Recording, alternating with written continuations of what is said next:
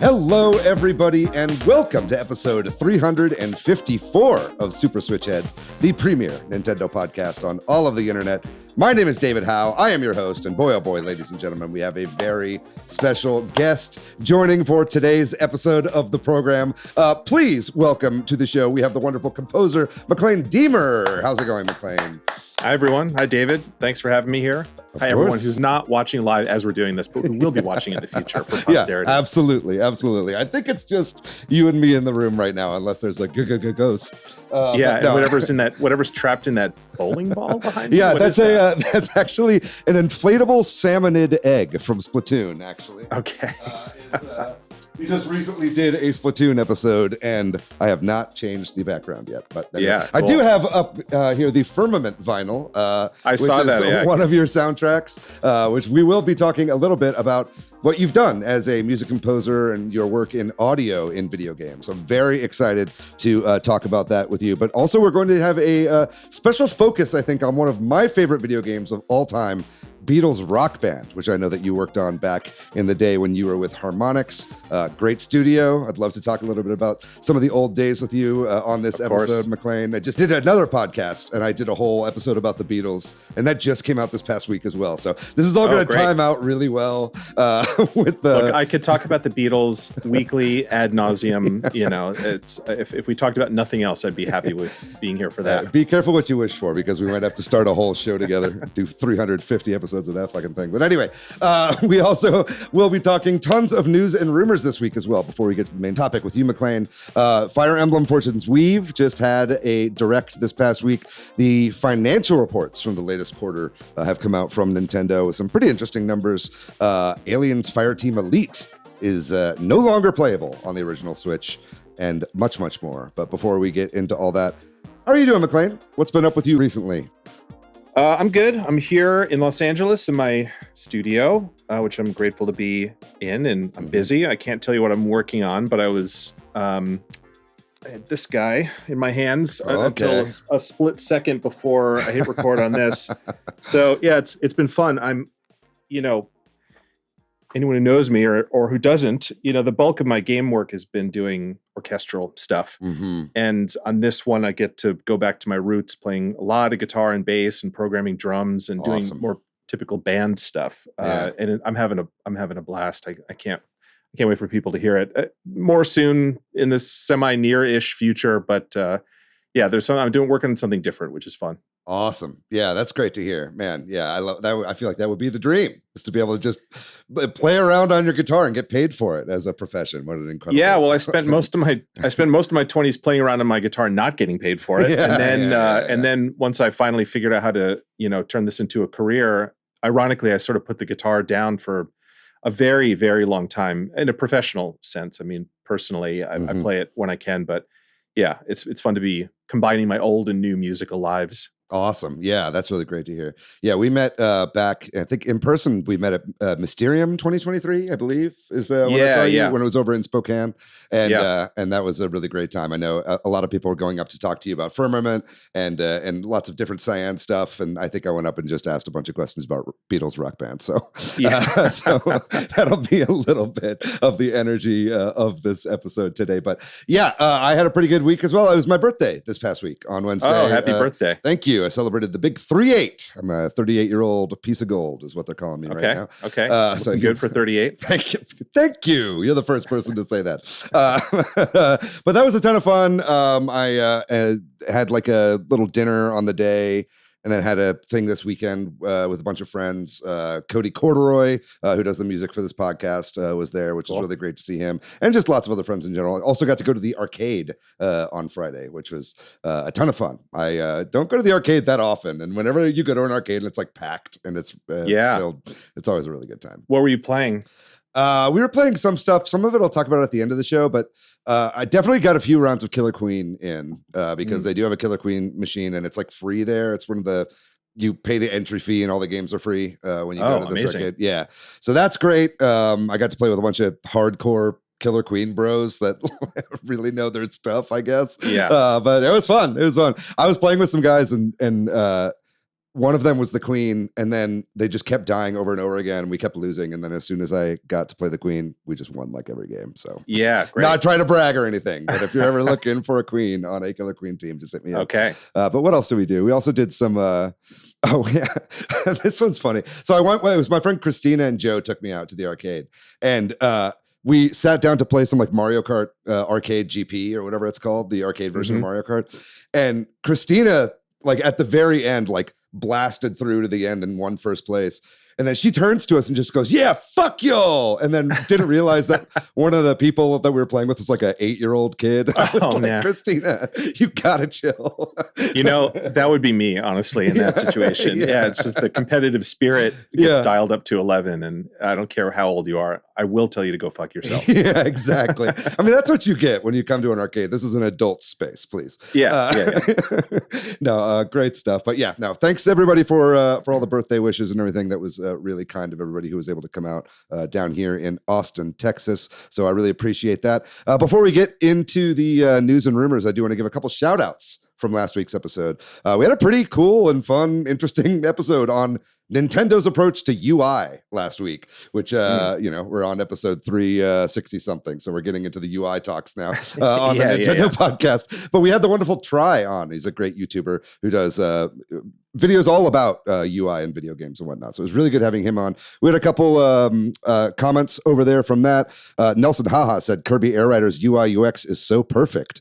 Krakow said, happy birthday, David. Also wanted to say that the download animation for the 3DS was incredibly charming, and the PS1 has the best startup sequence of all time. And I don't know, that's a tough contender on best startup sequence because there are some really good ones, right? Yeah, I like the GameCube one personally. Yeah. It's just sort of musically, it's this like incredibly complex thing, and then the way that G unfolds.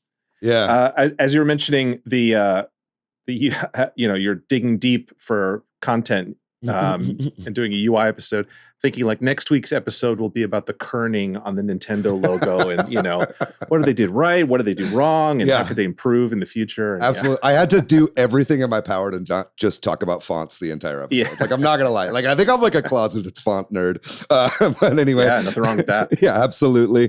Matt, 221Y1 says, happy birthday, Short King. I am 6 foot tall, but I did meet Matt in person recently in Minneapolis, and the dude is a fucking tree trunk. So that was crazy to meet him.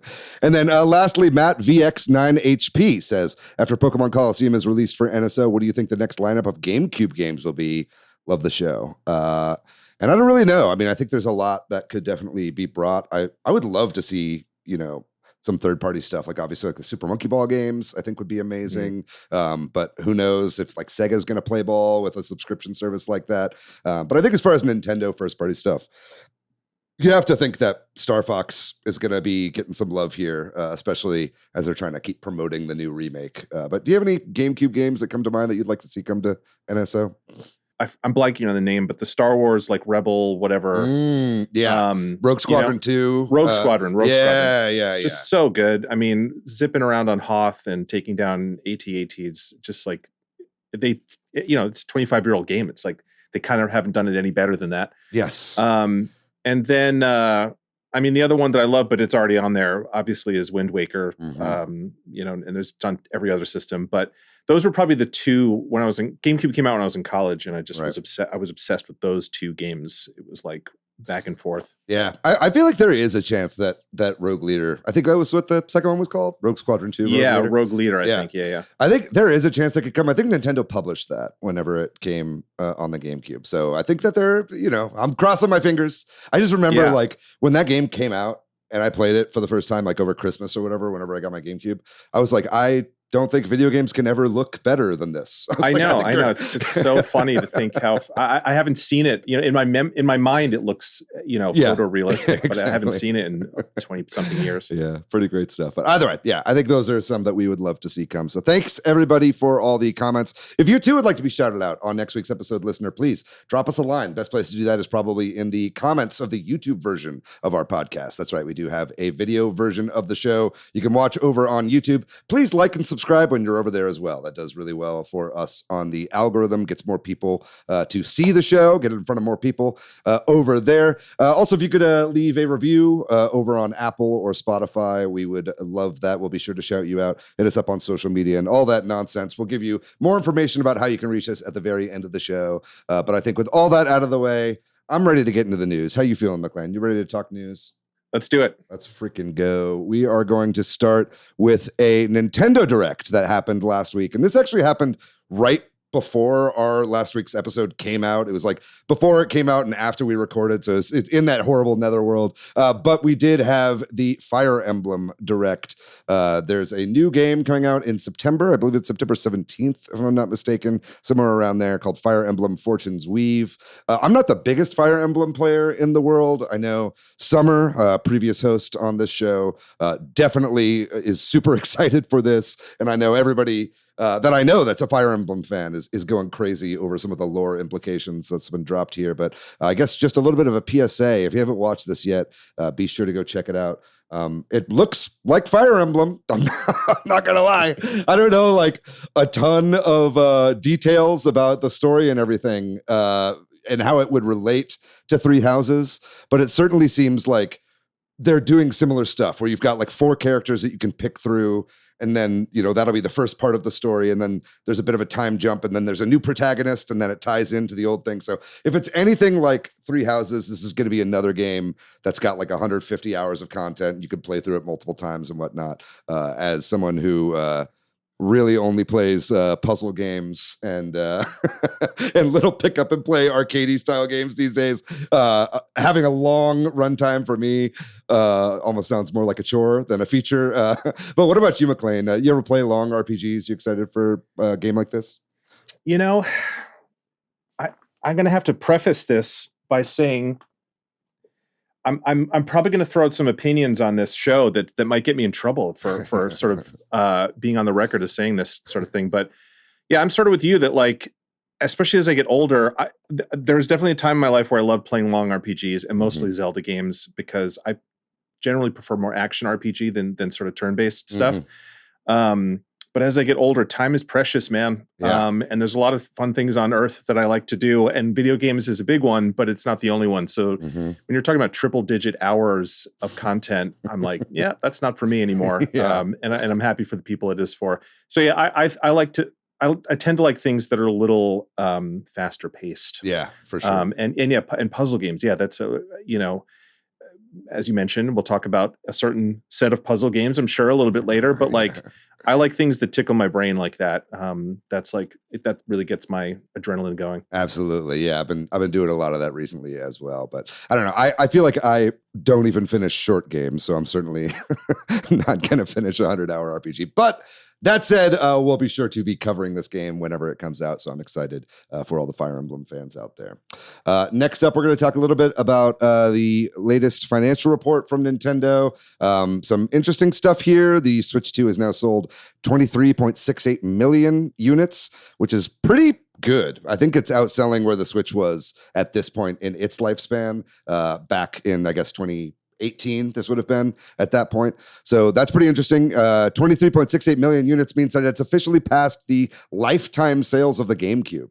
So for a system that's been out about a year and a half, that's pretty crazy. And it kind of shows the attach rate of these handheld consoles, right, Maclaine? Yeah, it's so sad. I mean, the GameCube was such a great system. Yeah. And to kind of lump it in with flops of the Dreamcast and the Wii U and just the things that had such great potential and just didn't quite spark people's imaginations the same way. Yeah. Anyway. Yeah. It's Nintendo definitely has like boom and bust periods with their consoles. It's not always a success, but whatever they're doing now seems to be working really, really well. Yeah. It's nice that they have 2 in a row that are hits instead of alternating and failure, I couldn't live through another Wii U. Not if I'm doing a Nintendo podcast, I'll tell you that much. Yeah. But we have an updated list of some of the best-selling games on the system. I think the biggest seller for the Nintendo Switch 2 specifically was Pokemon Pokopia this past quarter. So that's still doing really, really well. Sadly, though, it does seem that I know that Nintendo really only puts games on these lists whenever they've sold 1 million copies. Star Fox, nowhere to be seen. Yoshi and the Mysterious Book, also nowhere to be seen. I kind of figured that Yoshi would be a bit of a sleeper hit, if a hit at all. But Star Fox, I'm kind of surprised to see not cracking the milli. It's early yet, and I imagine this is going to be a long-term seller. So I imagine we'll see it up there at some point. But I think some Star Fox fans are a little worried about what this means for the future of the franchise, because Nintendo hadn't touched it for a really long time because of poor sales, and then it not blowing up right away, especially after Fox was in the Mario Galaxy movie and all that stuff, I think was surprising to some people. But would you ever play the Star Fox games? Are you a fan of that franchise? Yeah. I'm sort of I'm a little older than you, so I'm kind of the perfect age to have essentially grown up with every Nintendo console. Right. And I've thought about that about Star Fox before, because it was such a big deal on the Super Nintendo. And then it just sat around for like decades without anything happening. And I wonder if because they didn't invest in the IP in the same way they have their other characters, they shot themselves in the foot a little bit. Yeah. I don't know. I'm just sort of thinking out loud here. But yeah, I mean, Star Fox not 64. The Super Nintendo Star Fox was just like, the talk of sixth grade. It was insane. I'd never seen anything like it. It was totally mind-blowing.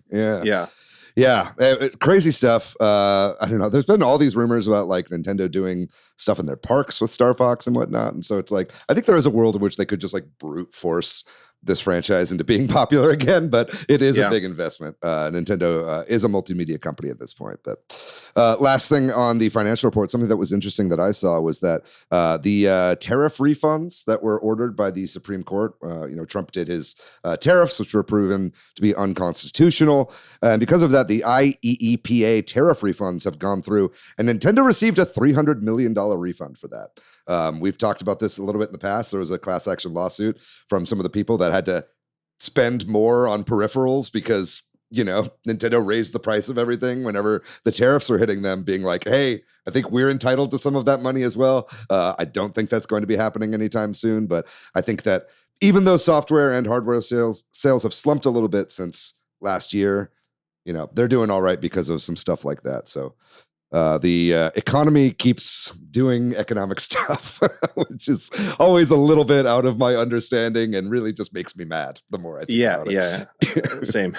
But anyway, we'll move on from the financial reports there. It's cool to see the Switch 2 doing well. I do want Nintendo to succeed now because I do like this system quite a bit. But next up, speaking of things selling for quite a bit of money, 3 first print copies of the original Pokemon games, that's Pokemon Red, Blue, and Yellow, the Gen 1 games, have now sold for $2 million.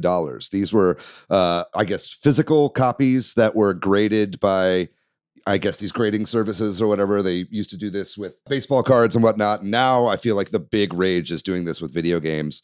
And it's definitely an inflated market. I've seen a lot of actual YouTube videos about how this is all kind of a scam because a lot of the people that ended up doing these auctions are run by the same people that do the grading and all that kind of stuff, right? Mm. So you always have to look at this stuff with a grain of salt, but this is the second largest video game auction ever of all time. So I would imagine that this is going to continue to happen. And it's just funny, especially for games that, they made millions and millions and millions of copies. It's like, why are these so expensive? You would think the games that were more rare would be more expensive at auction, but something about Pokemon, they're always super financially lucrative. And, finding used copies of games, I think people just hang on to them and it's always so expensive. Yeah. I, early pandemic, I saw, we can get into this maybe later or whatever. Sure. My first and only Nintendo system for the majority of my childhood that my parents would let me have was a OG Game Boy. Right? Yeah, the big brick, the big gray brick, and my sister had one as well. And between us, we had probably 30 or 40 games over the course of the 90s. Mm-hmm. And they always worked, and I just held on to them for a long time. Carried them around from city to city, apartment to apartment, and then during the early pandemic, I found a guy on Instagram that has a business refurbishing Game Boys. Mm-hmm. So I sent them off to him. Refurbishing in this case means essentially getting rid of everything except for the core there's 2 motherboards in there that are stacked on top of each other. Sure. And replacing the shell, replacing the screen, replacing all the buttons. And he sent it back to me. And they both look great now. And the new screen is unbelievable. I remember turning it on and testing and being like, oh, the LCD screen must have faded over the years. And then I realized, no, my eyes have just changed and screen technology has gotten significantly better. Yeah. This is what it looked like back then too. Yeah. But, all of my old games still work. And then I thought, I'll go find some new games. And there was a couple that I'd lost over the years. And I that was when the reality of the used game market kind of hit me smack in the face. Yeah. I was like, you want how much for a copy of Metroid 2? I just was like, I couldn't believe it. And I managed to find a couple deals that I was willing to pay for, but it wasn't the same as it was like, let's say early to mid 2000s or even 2010s where, you could pick up Super Mario Land 2 for $5. Yeah. It's crazy. It's crazy. Totally. Yeah. And I don't like to say this because I don't want to like make people go out and spend a bunch of money on something for no reason, but it's like, this is the cheapest that any of these games will ever be on the third-hand market. Yeah. You know what I mean? It's like, especially now that like Sony is ceasing physical game production, I just think like all physical games are going to go up quite a bit in value over time. Maybe, there's certainly a bit of a bubble there, and you're not going to get $2 million for a copy of a game. I don't really know how people game the system that way in order to make these huge deals. But yeah, it's really crazy. Yeah, exactly. Oh my God. That's a story of my life, buddy. But anyway, in other Gen 1 Pokemon news, this is also sort of a PSA. There's been like a recent fan effort to recompile the original Game Boy Pokemon game. So that means that, basically the code for the game is kind of reverse engineered, and they're able to rebuild a PC port that runs natively on PC. And so that's come out of the original Pokemon games. And then, there's all these cool additions that have come out now, including kind of three-dimensional voxel versions of the game that runs natively. And it all looks really, really cool. Wow. So definitely check out some of that stuff. I believe the group is called the Pokemon Gen 1 Recomp Project, if I'm not mistaken. But definitely really cool stuff there. We have a video playing right now. Check that one out if you're interested in that. But yeah, really great stuff. And it's a blast from the past to be able to play those games, but in a slightly more futuristic way. That's amazing. Yeah, I love it. I love recomp projects. They've been doing that with tons of N64 stuff as well. I think a lot of the recomp projects that come out now like use AI coding, which is kind of a bit of a controversy with some people. And it's also like, does it really matter if an AI is working on this? Like, how ethical is it if it's just putting games on PC? You know what I mean? So there's a bit of a conversation about it, but I don't know. As far as I'm concerned, I don't touch the stuff. But we'll move on to some news about Duskbloods, and the open network test for this game now has sent out successful or unsuccessful emails to people on whether or not you got in. This is the latest game from FromSoft, the creators of Elden Ring and Dark Souls and all that stuff. I know a lot of people are very excited for Duskbloods. We've barely seen any of it, so we will be hearing about what the game is actually like pretty soon. I believe it's later this month is when it's going to be happening. I actually got into this closed network test, but I am going to be in Spain when this is going on. So I don't know that I'm not a big fan of Dark Souls games, to be honest. So I did it for science to see if I could get in, and I did, but we'll see if I actually have the wherewithal to stop my Barcelona trip halfway through and try out a game I don't really have any interest in. Play around between the siesta and tapas, and sangria. Oh yeah, each tapas that comes out, every one I'll be doing another round, and I'll be like, hey, please wait. I know it's small bites, but please. But anyway, so definitely check out that email if you haven't yet. If you got in, you will have an email from FromSoft there, so be sure to check that one out. We also have a bit of news here about sort of this increasing digital future that we sort of alluded to with the death of the physical games that Sony is pushing forward. The Switch 1 actually had a number of games that came out for it that were not able to play on the system. And so because of that, they put out cloud versions of the games. I think Control was a famous one of that. Kingdom Hearts had cloud versions on Switch, which was really controversial at the time because those games could have totally worked on the original Switch. But one of the games was Aliens Fireteam Elite. This was kind of a co-op shooter game that was, definitely a next-gen game whenever it came out. It was a little bit too powerful for the Switch at the time. So they did a streaming version. But now 3 years later, it has been ceased. So if you bought this game for what I imagine was $60 on the Switch, you just can't play this anymore at all. And I think that this is what a lot of people are worried about with an all-digital future. Obviously, streaming is going to be, the first thing to go away in this, because you can't just keep servers up, running these old games forever. And who was actually playing Aliens Fireteam Elite like on the Switch, streamed. I would imagine most people that were playing this game were playing it in other places. But definitely it is something that I would never do, is buy a license for a streaming game. But I know as far as like the music industry is concerned, it's been like this for a really long time, Maclaine. It's like, streaming has become a huge part of that. I think with games, it's a little different, but I think a lot of people are really worried about this all digital future where licenses can be revoked and you don't really have a lot of ownership. What do you think about this future? Well, as someone who's worked on several live service games that are no longer playable and have seemingly been just wiped from the internet, it sucks. And, as a consumer, I was a big believer in Stadia. I know it got a sort of mixed reception from fans because people just didn't really like a big tech company trying to buy their way into the industry. Yep. But the truth is it worked. And, the issues that people really got fired up about with latency and things like that, I didn't have any of that experience.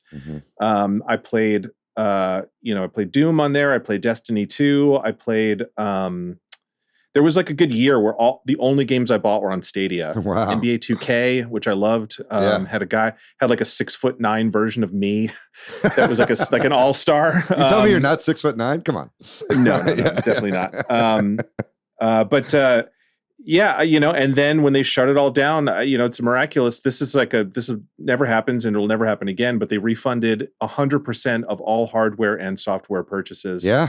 Just one, because they can afford it as a massive company, and two, as a sort of way to buy back at least a percentage of goodwill that they had burned with this kind of half-assed plan to roll this service out. But the technology is amazing, and it worked, and I was definitely a true believer and thought it had a future, and it does. Someone else is going to pick up that ball and run with it, but it's scary. I mean, like, every game that I bought in there is gone, and it's fine to have the money back, but I don't know. It's just it's a strange feeling that this like year and a half of my gaming life has just completely disappeared. And even if I the only game that I sort of really miss it in that situation was NBA 2K, and I'd have to start over again. Every that year. character in that campaign, and I don't know. It's just completely gone. Right. And I'd invested a lot into it, so. Right. Yeah, it's a bummer, and I definitely am in favor of, even if it's at a premium, the option to have a physical copy, I think, is really important, just for the sake of feeling like you have some ownership and not rentership over, the things that you spend your money on. Well, I mean, it's it's like you're talking about the music industry. It's like, I've got your vinyl back there. It's like vinyls and CDs now are coming back hugely, and so it's like I feel like this is a little bit short-sighted, and I feel like eventually this is going to change. It's just very possible that it's going to become niche, like vinyls and CDs like that, and special editions and whatever are what you end up getting. But as far as the streaming stuff is concerned, I know I never had Stadia, but I do have the Stadia controller, because I think there was a bit where they were literally just giving them away for free, and so it's a good USB controller. I mean, it just kind of works. Yeah, absolutely. It's like my main. Well, it's not my main PC controller now because I use a Steam controller at the moment, but it's a good PC secondary controller for whenever I have friends over. So that's really nice to see. But we'll have to see. I think it was the Take-Two CEO recently talked about how in 3 years everybody's going to be streaming games all the time, and I think that got a lot of pushback from gamers. We'll see what happens, though. It's going to be very interesting, just with all these fucking data centers going up everywhere. They got to use them for something, I suppose. But whether we want it or not, it's we're being swallowed up. Yeah, absolutely. Anyway, we'll move on to the last couple of bits of news here, and this next one is kind of interesting. But GTA 6 has an upcoming trailer that will be dropping later this month, and it's been revealed that it's going to be exclusively on Netflix for a brief period of time, at least for, I think, if maybe not the whole first day, then at least like a few hours. So I don't know if Netflix is that desperate to get gamers on board that they think they'll drop, a Netflix month-long subscription in order to see the GTA 6 trailer, 6 hours early or something like that. But that's where we're at with GTA 6 right now, speaking of Take-Two. Wow. Are you excited for this game at all? Yeah. I didn't get crazy deep into GTA 5, but everything up until then I did. And I don't know. I think they're great games. I think Rockstar makes great games. I had a prediction years ago that this game was going to it's going to be the first game to make $1 billion in a day. Good. I wouldn't even be surprised if, well, probably not with pre-sales, but the first one, or GTA 5 made like $1 billion in a weekend or something. And I think this one will make $1 billion in a day. Yeah, I think it's going to be fun. And I'm excited for it to just finally be out there. So it's not this shadow looming over the entire industry where people are afraid of getting clobbered by it. And they make great games. They have kind of an infallible track record, and I don't see why this one would be any different. Yeah, absolutely. Rockstar's Table Tennis comes to mind as some of their greatest games they put out to date. But it's insane how big this is going to be. I think like everyone knows it's going to be the biggest game of all time, but I think it's going to be even bigger than people think. I think it was like somebody I think it was at either Rockstar or Take-Two was like, pre-orders have exceeded our expectations. And so that's probably just some shit that they say, but I really do think this is going to be a crazy cultural moment. RIP to anyone who releases within a 3-month span, I suppose. Everybody's moving to like September or December to get away from it. All their release dates are shifting around. I think there's only 2 real games slated for November at this point. One of them is GTA 6, but we'll have to see. I totally believe you. I think this will be the first $1 billion game in a day. I was actually at the launch of GTA 5 in New York whenever it came out. My buddy Alan Palamo was on the soundtrack for that game, and so he was there in New York for it, and he had like a +1, and he brought me to the GTA launch whenever they had it there, and it was really incredible. It was like it was a Tangerine Dream did like an orchestral set there, and they're doing the soundtrack for it and everything, and it was like this. I think Flying Lotus did like his tiny little concert afterwards, and it was so great. But so much money. Yeah, exactly. They rented out this enormous space. It was nuts. So I imagine the launch for this is also going to be crazy. Alan, if you're listening and you're on the soundtrack, hit me up. I'd love to go to this one as well. Anyway, speaking of movie entertainment platforms, I guess that's my segue.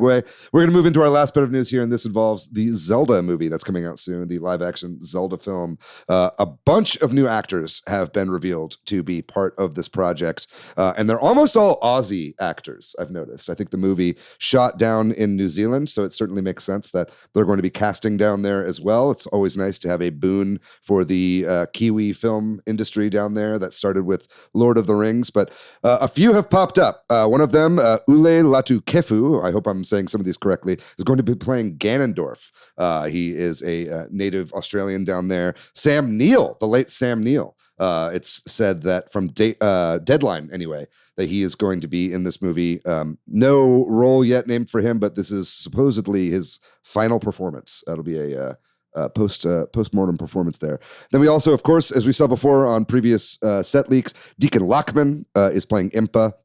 Samara Weaving has been reportedly cast as Helia, the goddess or the queen, or I forget some of my Zelda lore here, and then there are a couple others as well that are playing queen characters and whatnot. But yes, as we said before, all Australian actors. This is interesting stuff. I still have no idea if this movie is going to be any good or not. I'm really I'm dying to see a trailer. I feel like it's coming out, I think, April or May of next year. So it's not very far away for us having seen nothing. And I don't know what it is that is causing all this stuff to come out at this moment. I know a lot of times studios will kind of leak announcements to Deadline and kind of the entertainment rags ahead of time to sort of get some buzz going before, a big poster or trailer drops. So I wouldn't be surprised if we get kind of a shadow drop of a Zelda movie direct from Nintendo sometime later this month. We don't have a ton on the slate for Nintendo this month, so it would be interesting to see. But are you excited for this live action Zelda movie? Are you cringing and holding your breath? I know a lot of people are kind of scared about this one. Yeah, I would say put me in that camp. Yeah. It could be good or it could be bad. Who knows, man? It's like when they announced the Mario movie, and I know it's obviously animation, it's different. Right. I like that first Mario movie, it's light on story, but it's fun, and it is Mario, and it has all this sort of nods to Mario. So somebody who's doing quality control over their IP at least knows how to point something in a direction that is satisfying. Zelda is the kind of thing where it's a strange thing because we all have these emotional attachments to whatever version is our favorite game, and yet realistically, the characters are not very well fleshed out. Like you put a lot onto each iteration of those characters because they don't talk a lot. Link obviously doesn't talk a lot at all. He grunts a lot. So I don't know, but that could mean that there's amazing leeway for them to really develop it into something that connects emotionally with people. I want it to be good. If they're shooting in New Zealand, I hope it looks good. I'm excited to go back to beautiful sweeping vistas of that incredible country. Yes. So yeah, I don't know. And if they tell the same story arc that 90% of Zelda games tell, but in a big, flashy, action-ish fantasy movie, great. I mean, I'm going to see it on a big screen no matter what. Yeah, I agree. It is. I can definitely see people being way more persnickety about this film and this kind of adaptation than something like Mario. You know what I mean? Yeah. Because it's like Mario, you can kind of do anything with, but Zelda, like you said, everybody's got their version that they hold on to, and they've got.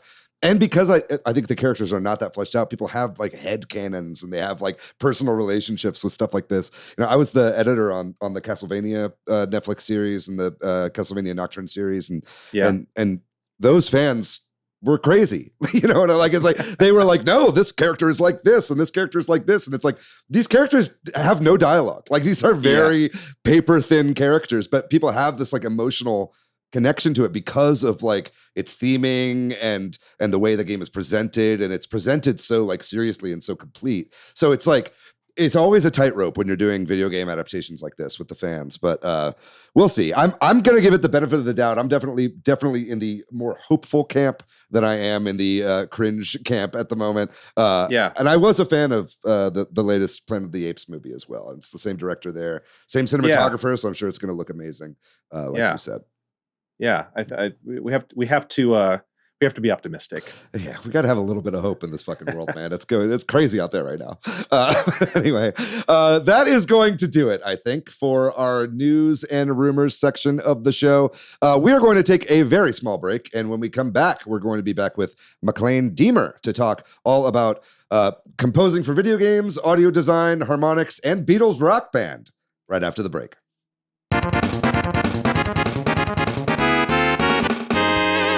And we are back with video game composer and sound designer Maclaine Diemer. It's so good to have you on the show, Maclaine. Thanks so much for joining on this episode. Really excited to talk all about Beatles Rock Band, but I think before we do that, I'd love to just get a little bit of a background on you. Sure. Also, I'd love to know how you got involved with Cyan. We're big Cyan heads over here at Super Switch Headz. We love the Myst franchise and whatnot. So I'd love to know just how you got into the profession and some of your background, some of your credits and whatnot, if you wouldn't mind letting the listeners know about that. Yeah. The story, it's a long and winding story that I've recounted elsewhere. And fortunately, I have an easily Googleable name. So if you want, you can just type my name into YouTube and probably find something. But the short version is, studied music in school and in college and tried to be a rock star back when I had hair and was maybe unhealthily underweight as you need to be when you're attempting to be a rock star. So that was what I spent most of my 20s doing and did a lot of cool things. A lot of the things I dreamt of doing as a teenager and a kid.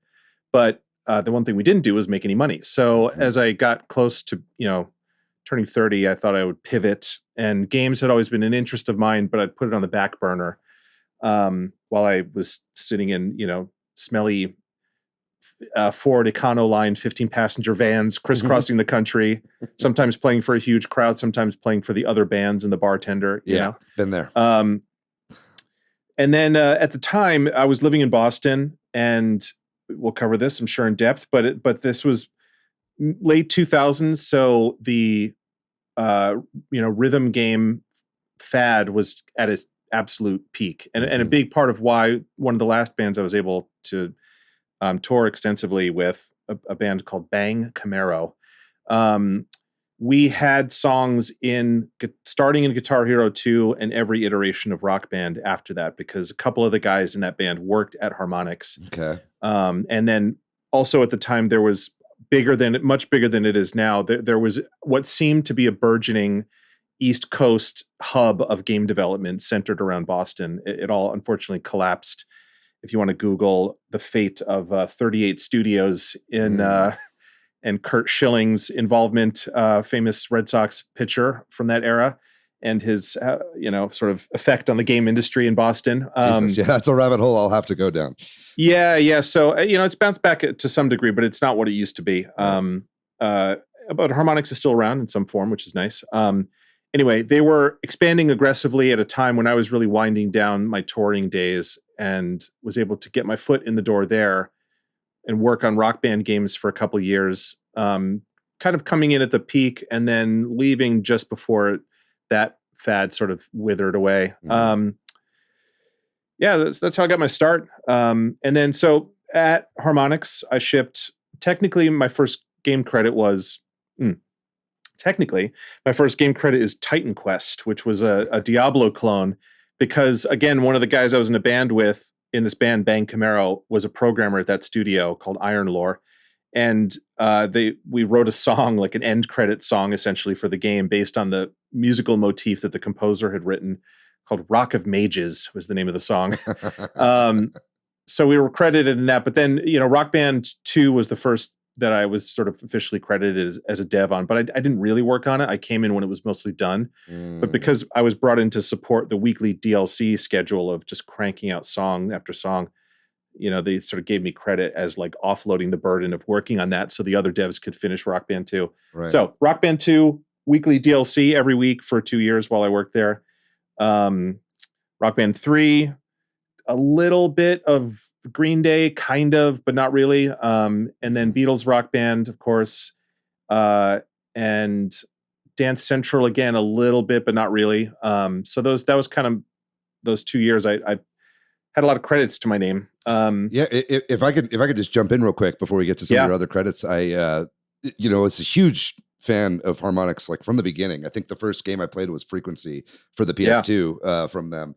And that was when I realized, I was like, because I was looking up, this is the early days of the internet, and I'm like looking up a lot of the artists. And I'm like, man, every one of these motherfuckers is from Boston. I was like, okay.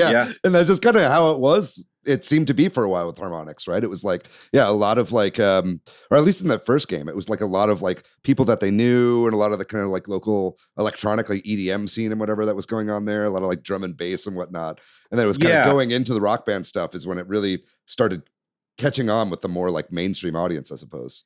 Yeah, they I'm sure there's a great like oral history of the Rock Band and Guitar Hero games that's out there it came out like 7 or 8 years ago. They didn't talk to me for some reason, but they talked to the people that were there. I mean, I came in too late for the story, so they talked to the people that were there as it was kind of happening. But the studio started as a grad school project for the two founders, Iran Agozi and Alex Rogopoulos. They were MIT students. Their first game was based around a joystick. And it was essentially the same core concept of musical expression through a traditional video game controller, but trying to give the feeling of creative musical expression to non-musicians. Right. And so that's still their ethos. I mean, that first game was probably almost 30 years ago now, at least when they were in college. They started just drawing from the local talent pool. And there was, because they wanted to authentically translate the experience of being a musician, it's like half the studio were just musicians around Boston. The other half were actual game developers with a tech background. And because there's so many universities there, and because in the 90s there was this legacy of particularly a studio called Looking Glass, which made games like Thief and I forget. There's sort of a legendary 90s PC game studio. And when it collapsed, a lot of the folks were absorbed by Harmonix and a couple other studios there. Gotcha. But that's like where Ken Levine came from, right? With Irrational and Mike, I'm blanking on his last, Mike Dorfman? No, I can't remember, but he worked on Zork, which was like a legendary 80s PC game. So a lot of that was just happening, and then it sort of all culminated at its peak in the late 2000s. And that's how I got hired. I mean, I didn't have a game developer background. I mean, I picked up what I needed to know quickly and easily, but I got hired because I'd been playing in bands in Boston for almost a decade, and I knew how to translate that experience into a simulated version with the Rock Band controllers. Right.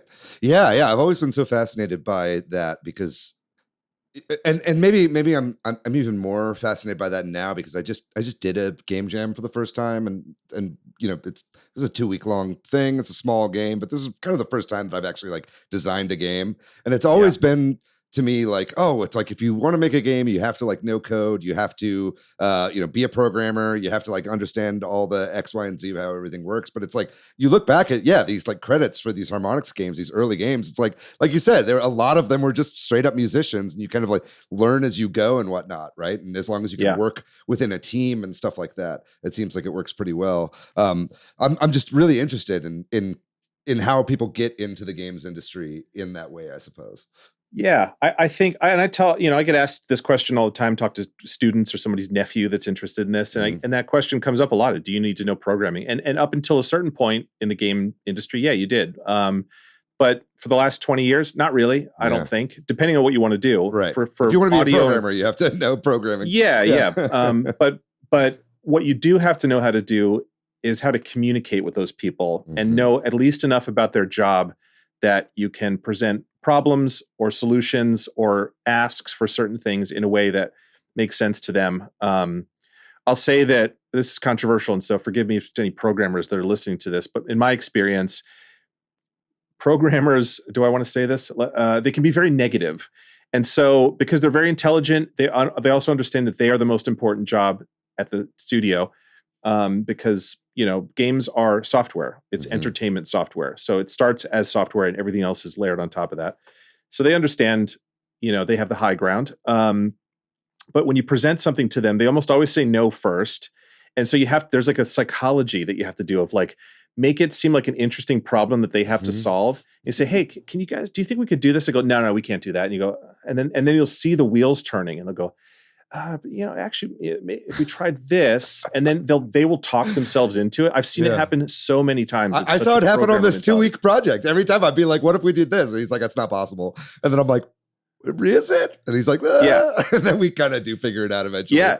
You have to tickle that part of their brain that is like, whether it's their programmer ego or whatever you want to call it. Right, they're just like, no, I can solve this problem, and I'm going to prove to you that I can do it. It's an interesting part of game. So you have to understand that part of, programming to work in games. But for the most part, you just have to have enough of a technological sense about you to make sure that your creative contribution fits into making software. Absolutely. And I want to circle back, obviously, to some of this Rock Band stuff and some of the specifics about what it is that you worked on, because I'm really fascinated about actually building out these tracks and whatnot from game to game. But let's quickly, I'd love to just talk about the rest of your career beyond that, because you've obviously had a quite a strong career in video games as a composer as well. So if you wouldn't mind telling some of the things that you're most proud of.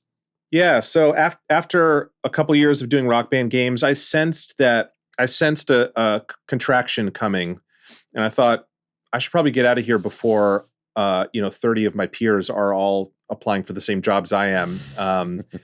Not to be ruthless about it, but I also at that point I'd been living in Boston for a very long time, and I was ready to leave. So I started looking when Rock Band 3 was starting to wind down.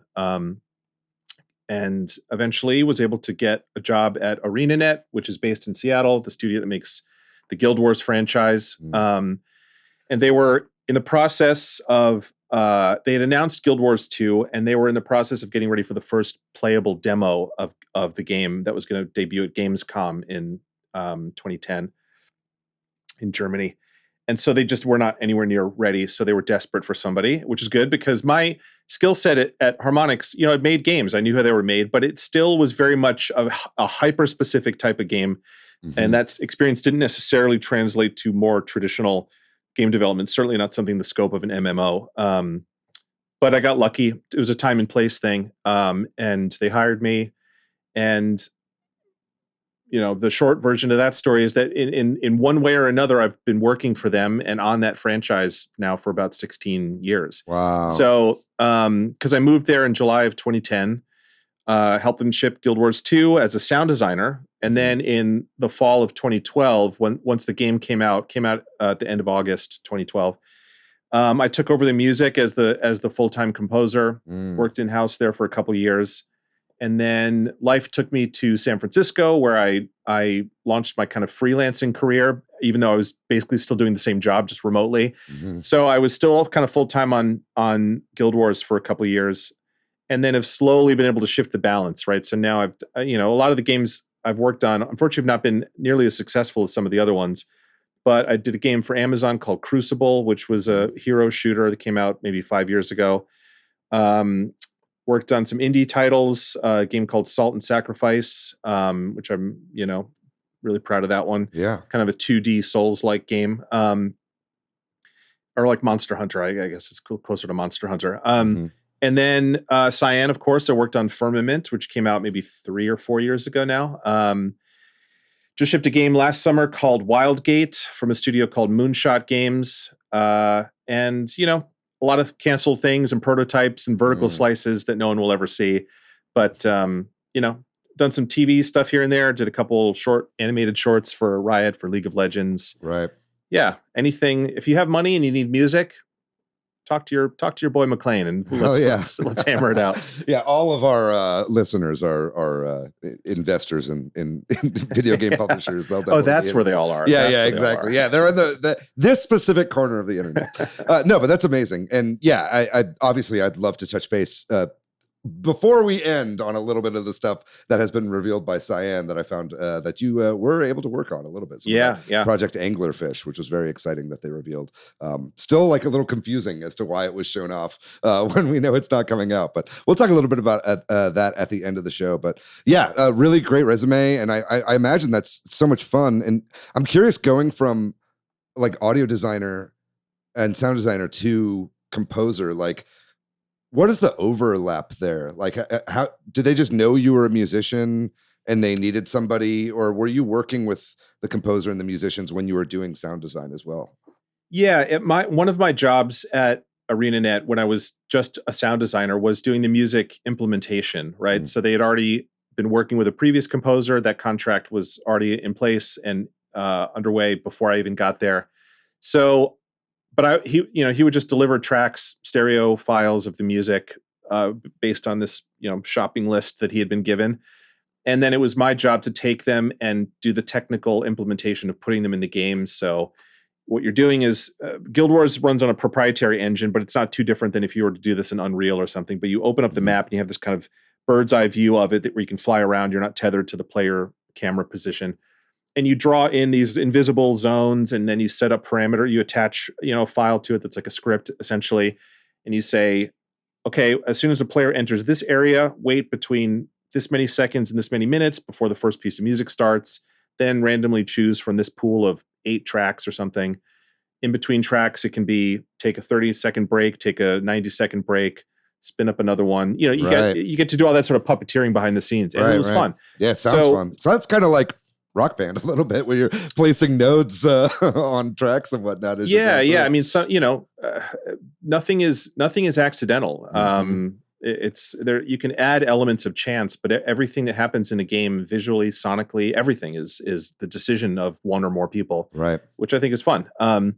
So yeah, when it came time to talk about what the music was going to be after the ship of what they call the core game, which is the just basic version of Guild Wars 2 that came out in 2012, I made the case. They were like, we want to, maybe do something different, potentially bring somebody in-house, or maybe reach out to some other composers. So my boss at the time, the audio director, said, hey, you're the music guy. Can you start thinking of people we can reach out to so we can have music to support the ongoing content that's already in the pipeline for post-launch? And in earnest, I did. I don't think I've ever told these guys that, because now I'm friends with them, which is funny. But, I was thinking about what games I was playing at the time that I thought would be good fits. And the two sort of first couple of names that I thought of were Austin Wintory, because Journey had just come out, and incredible soundtrack that still has left its mark on people's hearts to this day. And BioShock, I think 2 is probably out by then. But yeah, so Gary Scheinman, right? I just thought, okay, well, Gary. And then it was like, okay, that's my list. 1, 2, not going to say which order they were in. Doesn't really matter. They would have been in, they're 1A and 1B. Sure. But then it was like all of a sudden, bing, the light bulb went off over my head. And I thought, wait a second. I'm a musician. I truly had given up the dream of pursuing music as a career path when I got into games, because the creative side of making sound effects and things, you know, it utilizes a lot of the same skill sets that I developed as a musician. Not so much the performing, right? Which there's still aspects of performing when you're recording Foley and recording sound. You know, you're performing in a way. It's just not musical. And then you're also doing, you know, production. You're in a recording studio. You have to know how to set microphones up and compression and EQ and layering and mixing and all these same things. It's just the end result is not musical, it's sound effects. Right. So I thought this is enough to satisfy that creative part of my brain, and I'm happy with that. Now, music all of a sudden fell into my lap, the opportunity to do this. And I thought, this is probably opportunity knocking as loud as it will ever knock in my life. Totally. And if I don't at least raise my hand and have my sort of Rudy put me in coach moment, I'm probably going to regret it for the rest of my life, because I don't know if I'll ever get a chance like this again. So I made my case to my boss and said, hey, here, let me pitch an idea to you. Here are the strengths that I have. Well, no, let me start with the negative, and then I'll get to bad news first. I'll get to the good news. Bad news. I don't have a demo reel that proves to you that I can do this kind of music, which is big orchestral fantasy music. And also not just writing that kind of music, but producing it at such a high level of realism, because all of the music up until that point had all been done in the computer with sample libraries, but sounded very convincing, which is a separate skill set from just pure composing. So I said, I don't have a demo reel that proves I can do this. I don't even have a piece of paper from my institution that I studied music at that says, yes, Maclaine paid us a lot of money and spent 4 years studying film scoring, because I didn't study scoring at all at college. I didn't think that was going to be my path. So I didn't have that sort of academic background to lean back on. But I said, you know, but here's what I do have. One, I know music. And beyond just an instinctive level, I have studied music. I'm a trained musician. I also, beyond that, know the team here at the studio really well. I've been working with you guys now for 2 years, and we get along great. I know the broader team at the studio, and I have a great relationship with all the other departments, you know, art, design, narrative, programming. I already work here. You're already paying me. I also know the engine that we use, the proprietary tools that we use to do our job. And I know the world of the game better than anyone that you could just find off the street, even if they're a better composer. So all of those things are huge advantages. And the music part, I can catch up to if you give me a little bit of time, set me up with some hardware and some software that's more geared towards producing music than sound effects, and let me try it out. I think it'll be a good fit. So to his credit, he went to his boss, one of the co-founders of the company, and they both agreed, yeah, this seems like a good idea. But then they came back to me and said, okay, we're going to buy you a new computer. We're going to buy you a musical keyboard, a piano keyboard, and some software. But we hired you to be a sound designer. At this point, we were about 3 months away, maybe from shipping Guild Wars 2. They're like, we're not done with the game yet, and we need you to do the job that we hired you to do. And after it ships, we'll talk about it. But if you want to do music production, you're going to have to do it on your own time, even though we'll set you up with a new sort of workstation. So it was, for a few months, it was 9 to 5 making sound effects, 5:01 to question mark. It was, you know, learning how to write for an orchestra, write convincing mock-ups, make it sound realistic, make it sound idiomatic to the instruments, and all these things that I was basically trying to learn 3 skills at once. Not realizing it. And it was hard. And I was there every night. I was there almost every weekend for a few months. And I was younger and single and, you know, hungry. So I was happy to put in the time. And by the time I got to the point where I felt comfortable putting something in front of them, it worked out. I was like, this is good. There was a Halloween event that was coming up, and I wrote this kind of Danny Elfman-ish Halloween sounding piece. And they're like, great. And from that moment on, you know, that's been my job. So that was 2012. And I haven't looked back. That's amazing. And it's, and I love hearing stories like that, because it's like you said, it's, you know, a lot of times we feel that because we didn't jump on some arbitrary thing early on in our careers before we even knew what we were going to do, that, oh, that door is like closed for me and that's just like not possible anymore. But it really is. I mean, there are talented people that are incredible at all sorts of different things everywhere, you know, and it's like getting to know the people that you're around when you're in a big team like that. And then also just like not being an asshole, you know, like being somebody who's easy to get along with, like will open so many doors for you and give you opportunities to like be able to show what you've had as your potential this entire time, And so I love hearing stories like that. Thanks. Yeah. Rule number one is be a nice guy. Yeah. It's a long story and it's not my story to tell, but go look up how Michael Giacchino got involved in, scoring films, because he started in games, right? And did like a couple of Medal of Honor games and some other things. And then just randomly had this encounter with Spielberg, and it's a miraculous story. Yeah. And then here he is, 25 years later, just scored the biggest movie of the year and probably one of the top. It's going to end up as top 5 grossing film of all time. Time. Yeah. So crazy.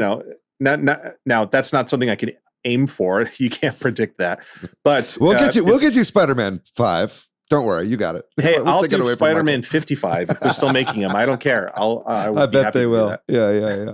Anyway, that's really great stuff. Yeah, I love hearing that. I love hearing how people get their start in being able to do the things that they love. So thank you for that. But let's talk Rock Band. Let's talk Beatles Rock Band specifically, because I mean I'm look, there's a million Beatles fans out there. They're the most popular band of all time, right? But I fucking love the Beatles, man. And it's like in this whole past year, I've been like kind of going down this like rabbit hole of Beatles fandom of just like, I've always been into them ever since I was a kid, but it's like this past like summer, it just became this like hyper fixation for me. And I was like focusing on like so much of the stuff that they released. And like, not only that, but like personal lives. As if anyone wants to listen to that other Beatles podcast I did, it was all about the Beatles and their relationship to masculinity, which was a really interesting topic that was very fascinating to go down, especially with John Lennon and some of his behavioral stuff. But like, so it's been a lot of that. And I think I've been learning so much about the era and that original time. And then I do think that there has been this like lack. It's like it was huge when the game came out, Beatles Rock Band. But it's like, I feel like there's kind of this almost like lack of like history around that project in particular, because that was a project that involved all of the Beatles, you know what I mean? Like, or the living Beatles anyway, obviously, right? Yeah, and their estate, which is their widows, essentially. Exactly, right. And so... And kids. Yeah, and I know Danny Harrison, George Harrison's son, was one of the biggest, proponents of getting this thing made in the first place, as far as I understand. So that I think is just such a huge part of the Beatles story that I think gets dropped a lot. It was right around this 2009 time when everything was going on to iTunes and all their stuff was getting those 2009 remasters and everything like that. I think the Beatles Love album also maybe came out that same year that Rock Band did? That was a couple years earlier, I think. Right. Because it was a tie-in with the Vegas show. Yeah, the Cirque du Soleil show. Incredible show. Yeah, I got to see it right before they ended it a couple years ago. God. I was in tears. It was amazing. Yeah, and that soundtrack too. I'm just like, honestly, Beatles Love is one of my favorite albums. That's like, it's controversial to say because they have some of the best albums of all time, but it's just like, as far as like a greatest hits thing and the way it's all woven together is so amazing. Yeah, no, it's amazing. It's incredible. And I think that's what I love about Beatles Rock Band. And I think that like, I too, when I was a kid, or around 2008, around this time or whatever, I also got swept up in the plastic peripheral era of rhythm games, where everybody had almost like a full Rock Band set at their house. Everybody was playing all these games all the time. And I loved all the rhythm games, like I said, since the early days of harmonics.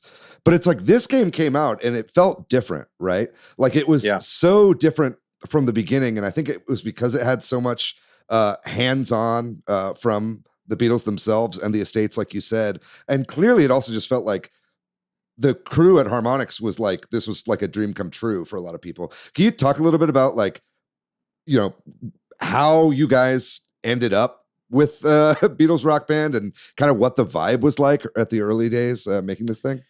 Yeah. So I will say that I wasn't there at the very, very beginning of that process. And even if I was way, way, way, way too junior to have any sort of important insight into it.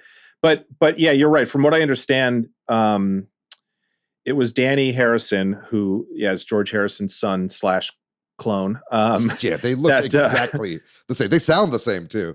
I quick sidebar. So I met him very briefly. He was visiting the studio at one point, and I think it was even like after hours because there wasn't a lot of people around. But I just happened to run into him, and talking to him. I'm sure he gets this every day of his life about how much the music means to him and his dad and all this stuff. But he was so gracious. But there was a part of me that, and he must get this all the time too. Mm-hmm. He a little less so now that he's gotten older, but at the time he really, really, really looked like George. And we're almost exactly the same age. So I was like 25, 26. So he looked like George as a 25-year-old. Right. And I was standing 2 feet away from him, talking to him. And I'm just like disassociating because I'm looking at him. And I'm like, I'm looking at George Harrison, but anyway, he was a sweet guy. That's my only sort of encounter with him. I would love to, I don't know where he lives now, but I'd love to run into him again and just sort of geek out about this sort of stuff. But he's got a band with Nigel Godrich right now, actually, which is really interesting. Okay. Yeah. I like the new Number 2. That was his old band for a while. And I like that stuff. But yeah, so he advocated for connecting with the studio. And I think if you go on YouTube and search like Beatles Rock Band making of or something, there is a very, very low resolution video that details some of this stuff. But he was really the catalyst because he was the perfect age, right? Of all of the Beatles kids, he was the one that was squarely in that sort of millennial-ish, late Gen X generation that was getting caught up in that. So, I think having someone that's that close to the rest of the band saying, "Hey, this is a big thing. You should do this," was they were able to convince Paul and Ringo, and then Yoko and Olivia Harrison. So, and I think Sean probably has some say, but it's really Yoko's call on the Lennon side. Absolutely. I don't know what it took in terms of how they proved it from just word of mouth saying, Danny saying you should do this. But what I do know. So here's where the story starts with me. So I started in the summer of 2008, and Rock Band 2 was wrapping up, and I was immediately put on just doing weekly DLC. The first track I authored, as we called it, was by an Australian band called Airborne that has seemingly disappeared, but they're basically like a Timu AC/DC. They were good. The song was good. It's called Running Wild and Free or something like that. And I just had to listen to it over and over and over again. But I remember within a couple of weeks of starting, just walking through the hallways, I had friends that had been working there, but I was just getting a sense of who was there. I mean, the studio was quite large at the time. It was probably a couple hundred people, which is really big for a game of this size. And so I just remember walking by a conversation of some friends going, blah, blah, blah, blah, blah, blah, Project 9, blah, blah, blah. And I was like, oh, well, what's Project 9? And they said, well, we're working on a Beatles rock band. And I was like, I mean, I couldn't believe what I was hearing. It was one of these things where, from an outsider, if you were just playing the game and saw it go from Guitar Hero 1 and 2, which were all of the songs on those games were done by cover bands, right? They were sound-alikes because they could license the publishing to the music, but they couldn't license the original master recordings because it was way too expensive. So they would just get somebody to come in who could sing like Ozzy Osbourne,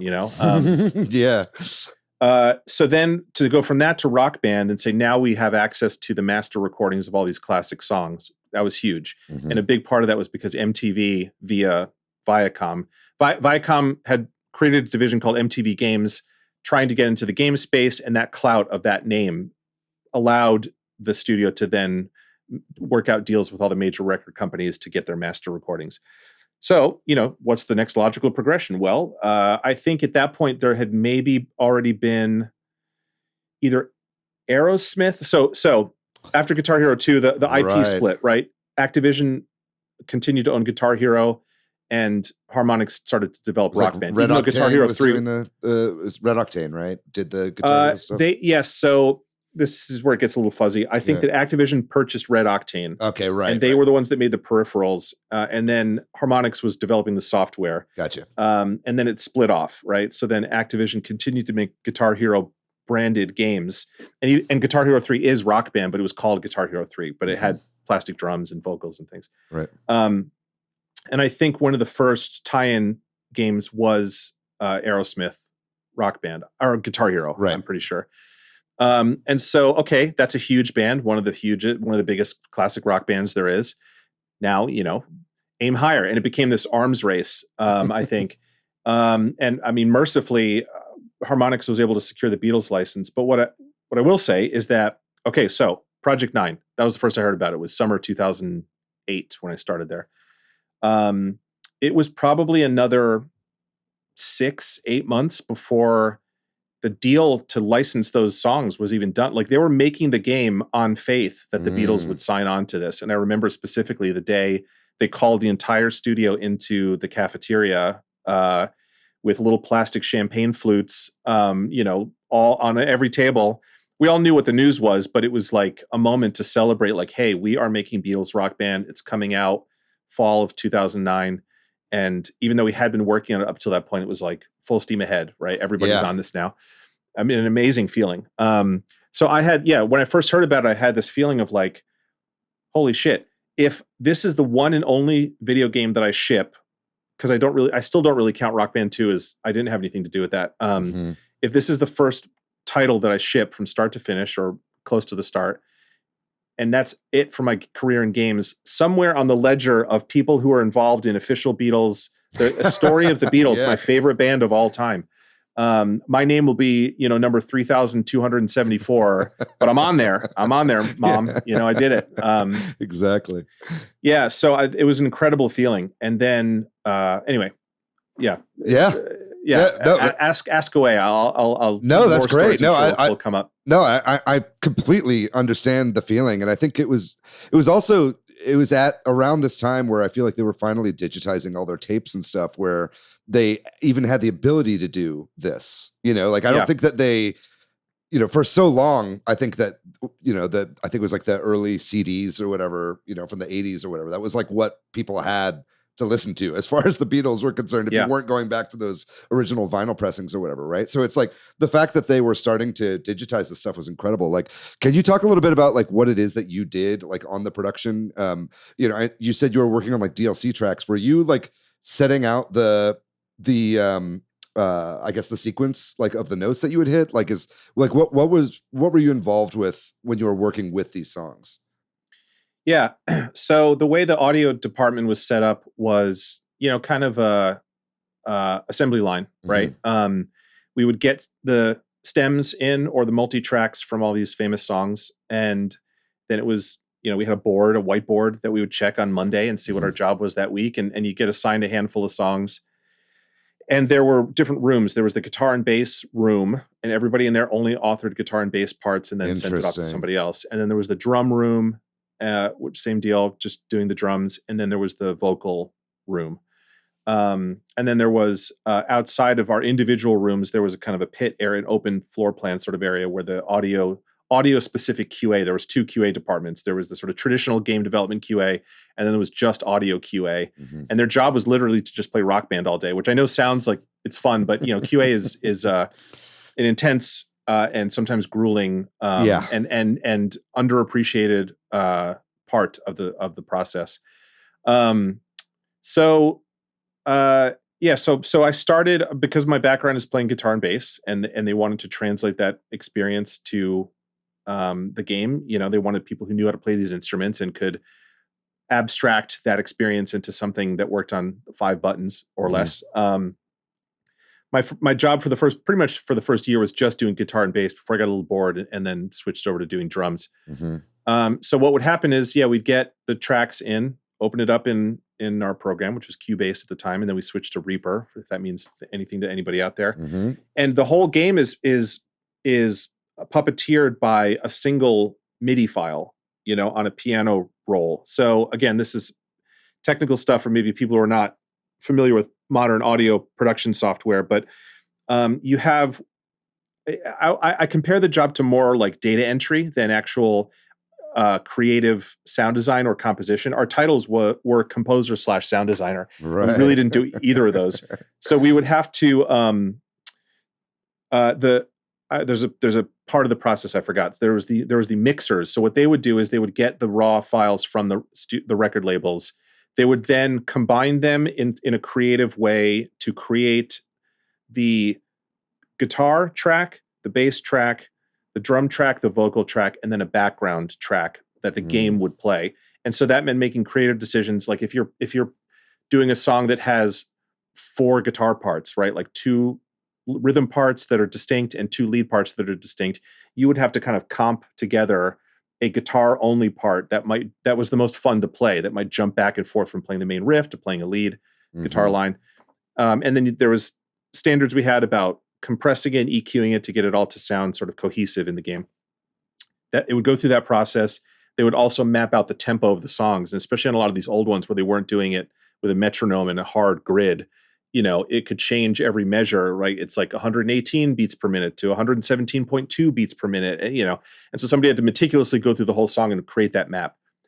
Then that went to us in the individual rooms, and we would sit there and we would start on expert mode, right? Because the idea was you start with the hardest version, capture every little nuance, including the guitar player's hand sliding around, or a wrong note, or a strange click from they hit the pick too hard or something. There had to be we call them gems, a gem representation of every single thing you would hear on that track, no matter what. That's what the little icons that go up. You call those gems, you said? Yeah. So there's the track that scrolls at you, and then there's the red, green, blue, orange, and yellow gems on that track.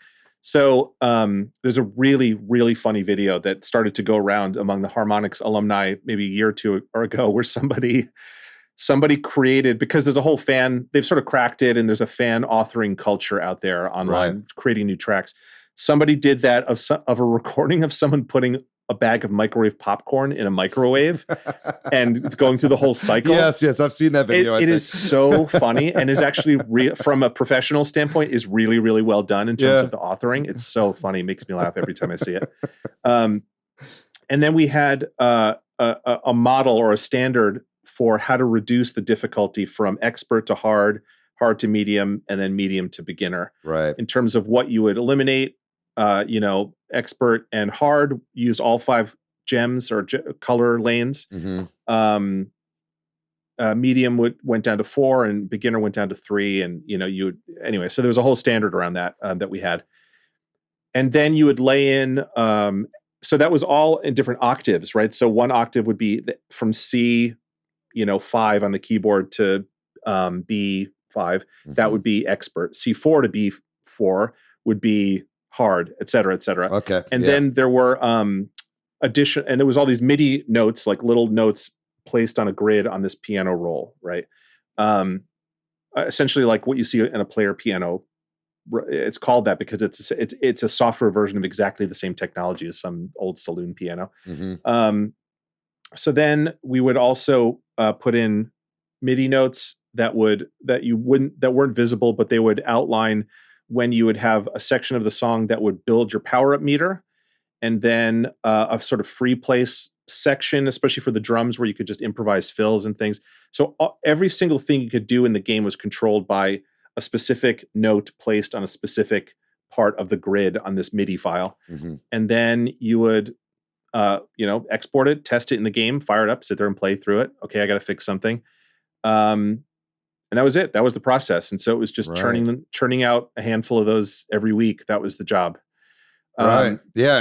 And I mean, when you're working with stuff like the Beatles music, I'm sure it's a little bit different than, when you're doing like a DLC for Rock Band 2. It's like, if you're listening to this song like over and over again, it's probably a song you've already heard a million times before that as well. Like, and it's also, you're also probably hearing it like isolated for the first time as well. Like, I'm curious about how some of that works, because I know, especially in the early days, like they didn't have like 4 8-track recorders or whatever doing every instrument. Like I'm curious how some of that would work when you're like just in the guitar.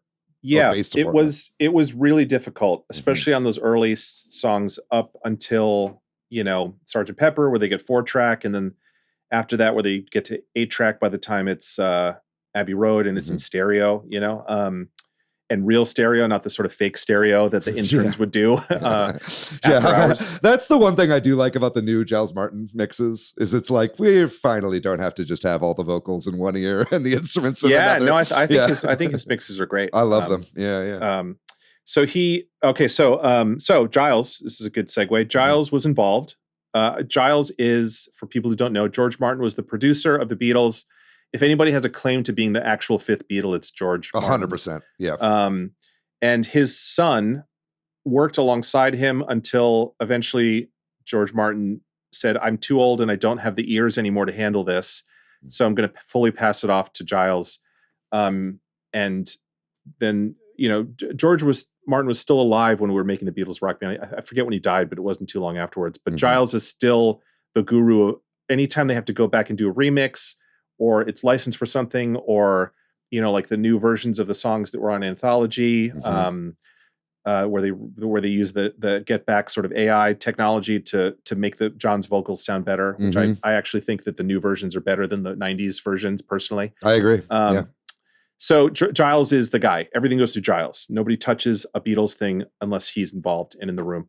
So again, I wasn't senior enough to be involved in that part of the process, but the audio director or the audio lead on the team, the creative director, and one or two other people got to go to Abbey Road, sit with Giles. What I heard was that there's like full-time security guards that guard the original master tapes in a vault at Abbey Road. Right. And then you have to take it out, put it on one of the original machines that's calibrated the same way. I don't think they use the original mixers, but when they're working with the tapes, it's like very sensitive material. And you're right, at the time they had started to digitize them because they put out a remastered box set of their entire catalog, day and date with the day that Rock Band came out. And it was a big deal. It was 9909, October 9th, 2009. So they were already in the weeds remastering all this stuff. And so they had all the multi-tracks and things. What they did for us was there was two issues. One was that, you're right, they couldn't separate out all the instruments in the way that we can now, because often you'd have, at best a stereo mix of everybody, or the entire band on one track and then all the vocals on another track. And AI, it's not a misnomer, but it's like AI is a broad spectrum of things. We're not talking about generative AI here, but we're talking about using AI to extract audio. The precision audio tools that we have now, like forensic audio tools, didn't exist back then. Right. There were still very good tools, but it's not anywhere near where it is now. So what they had to do was essentially use very sophisticated equalizing to try to isolate things as much as possible. So we would get a bass track, which just meant they did their best to narrow the EQ band to just the bass, which did cut out some frequencies and made certain things hard to hear. And same with the drums and same with the vocals. But there was a lot of very deep listening that we had to do because they couldn't do that much. Now, the other part of it that made our jobs unbelievably difficult was they were so concerned about security and leaking of this essentially invaluable music to the masses for whatever reason, that the files they sent us, we would get high resolution audio from the record labels for things for Rock Band, for the Rock Band games. So, we're talking like uncompressed 24-bit, 48 kilohertz audio files. We're not getting that from the Beatles. We would get like the equivalent of, down res, like 128 megabits per second MP3s. Oh, bummer. They sounded so shitty. They sounded so unbelievably shitty. And you're having to listen to these over and over and over again, I'd imagine. Yeah, and you get so distracted by the aliasing of it that you're not even hearing the part you're supposed to hear. And I get why they did it. Now, ironically, within a week of the game coming out, somebody had cracked it and uploaded everything to YouTube. And did it crib Beatles sales? No, of course not. But so I wish we could go back in time and have better versions of that. But what the hack that some of us discovered was that the tool that we used to run the game before committing it to the final build, right? We had our computers hooked up to Xbox 360 dev kits, and we had a bit of software that we could set some parameters in and then launch a simulated version of the game on these dev kits before checking in a file into the main branch of the game that would eventually be pressed to a disk and duplicated. So what you could do is set the relative volumes of, we still, even though we had these shitty MP3s with weird separation, you could set the relative volume in the game of the guitar, bass, vocal, and drum tracks. So if you turned everything but one of them down and then you fired up the game, you could hear the uncompressed audio in real time in the game. Okay. It doesn't really help you in terms of being able to author it on your computer, but you could at least make a note of, there's this one section, I don't know what's going on. So you'd play the game and hear it. And did I also do that after hours just to hear, isolated versions of guitar solos? Yeah, absolutely. I couldn't get enough of that stuff. But that was how we worked around it. It was challenging. It was very, very challenging. But you know, again, for some of us, we know that music like the back of our hands, or better than the back of our hands. Totally. And there's copious amounts of information that's been written, ink that's been spilled about who did what and all those sorts of things. So we just combined all of our sources into one. It was more challenging than a traditional rock band track, but we really, really, really cared. Everybody really cared about getting it right. Yeah. And you know, I think the proof is in the pudding. I mean, there were certainly things that I only heard for the first time in Beatles songs because I played them in Beatles Rock Band. Like there's like a couple notes in like the George's something solo that I'd never really heard before, but now like when I listen back, I hear it every single time because it's boosted when you're playing the guitar version of it when you're playing the game in Rock Band and stuff like that. So I think that, like you said, it was not only just like a great celebration of the Beatles, and I think like the theming of the game and the way that they presented it, other than the other Rock Band games, it like really felt like a special historical, almost like, you know, kind of retelling of some of the Beatles story. Like that was incredible, but I think it's just like the music in general. It was incredible to hear some of that stuff for the first time so cleanly, you know? Yeah. And I think it's also what I loved about the Love album and what I loved about a lot of other stuff was kind of just hearing these remixes like that was very, very special. I think let's talk a little bit about just like the game in general. You know, I think that something that was very special about it when it came out as well was all this like little background chatter and shit that you would hear. Like before the tracks would start, you'd hear them kind of fucking around in the studio or whatever. And some of that stuff is only just coming out on these special editions that they release now. You know, it's like stuff like, did you guys ever have any access to that? Or was that all like, you know, like who is making the decisions on like all the little extra studio bits that gets inside the game? Yeah, I think that can be mostly attributed to the game director and the audio director. So Josh Randall was the creative director on the game, and Patrick Balthrop was the audio director. And they, you know, I'm sure they worked with Giles and the estate to just develop a plan for what they wanted to do and how they wanted to present this. And the idea is, I think for the first time, is that the philosophy of Guitar Hero and Rock Band was that you are the band and you are the one up on stage, and the Beatles are like, well, you're not us, right? So what's the point of this? And it was to tell the full arc of their story, right, from their days at the Cavern Club to playing at the rooftop, right? And there's a little bit of, you know, Abbey Road stuff after that, but that is, you know, the mythology of the band is sort of well established, and the game follows that trajectory over the course of their 8-ish years that they existed. Crazy that it was so fast. It still blows my mind. It's depressing, honestly. Yeah. It's depressing for the rest of us trying to make any sort of minor mark in the world of creativity. Yeah, they're all like 25-year-olds. Like just they all broke up before the band was 30. It's nuts. It's nuts. So that idea that in between songs, you know, you would essentially have this view of like you're in the control room at Abbey Road and you would hear the chatter, and it's like you're making the record, right? That's kind of what you're witnessing. That I thought was a really interesting creative decision, rather than, you know, the hype of like zooming into the arena and the crowd's going nuts for you. It's like this is more about an insight into the story of this band that we haven't had yet, and that was a big part of it. And yeah, some of that stuff had never been heard previously, and only, like you said, is only now just coming out in these super deluxe box sets as they try to continue to scrape the absolute bottom of the barrel. And look, I'm happy they're doing it. They're doing it for people like me. Exactly. But they're trying to find new things that haven't been unearthed yet. And they also, something like, you know, that stuff is cool, and I love hearing them talk. Some of that stuff had appeared a little bit on the anthology compilations, right? Like John counting in to A Day in the Life saying Sugar Plum Fairy instead of 1, 2, 3, 4. There was little bits of that.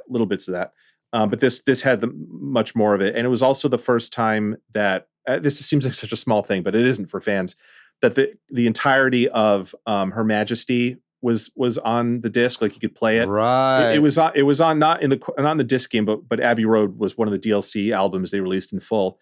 And up until 2009 on a video game, the only snippet of that anybody had ever heard was the like 20 seconds of it that's at the very end of Abbey Road, and was there famously as an accident that somebody had just left that little snippet of tape at the end of a reel, and they thought, leave it in, Yeah. And I love hearing it like actually like conclude finally. Yeah, it's like it's a great little Paul song, Yeah, it's got like 9 or 10 chords in like a 20-second. It's like such a complicated song, given how short that song is. But it's a fun window into where he was going to take his own musical career. Totally.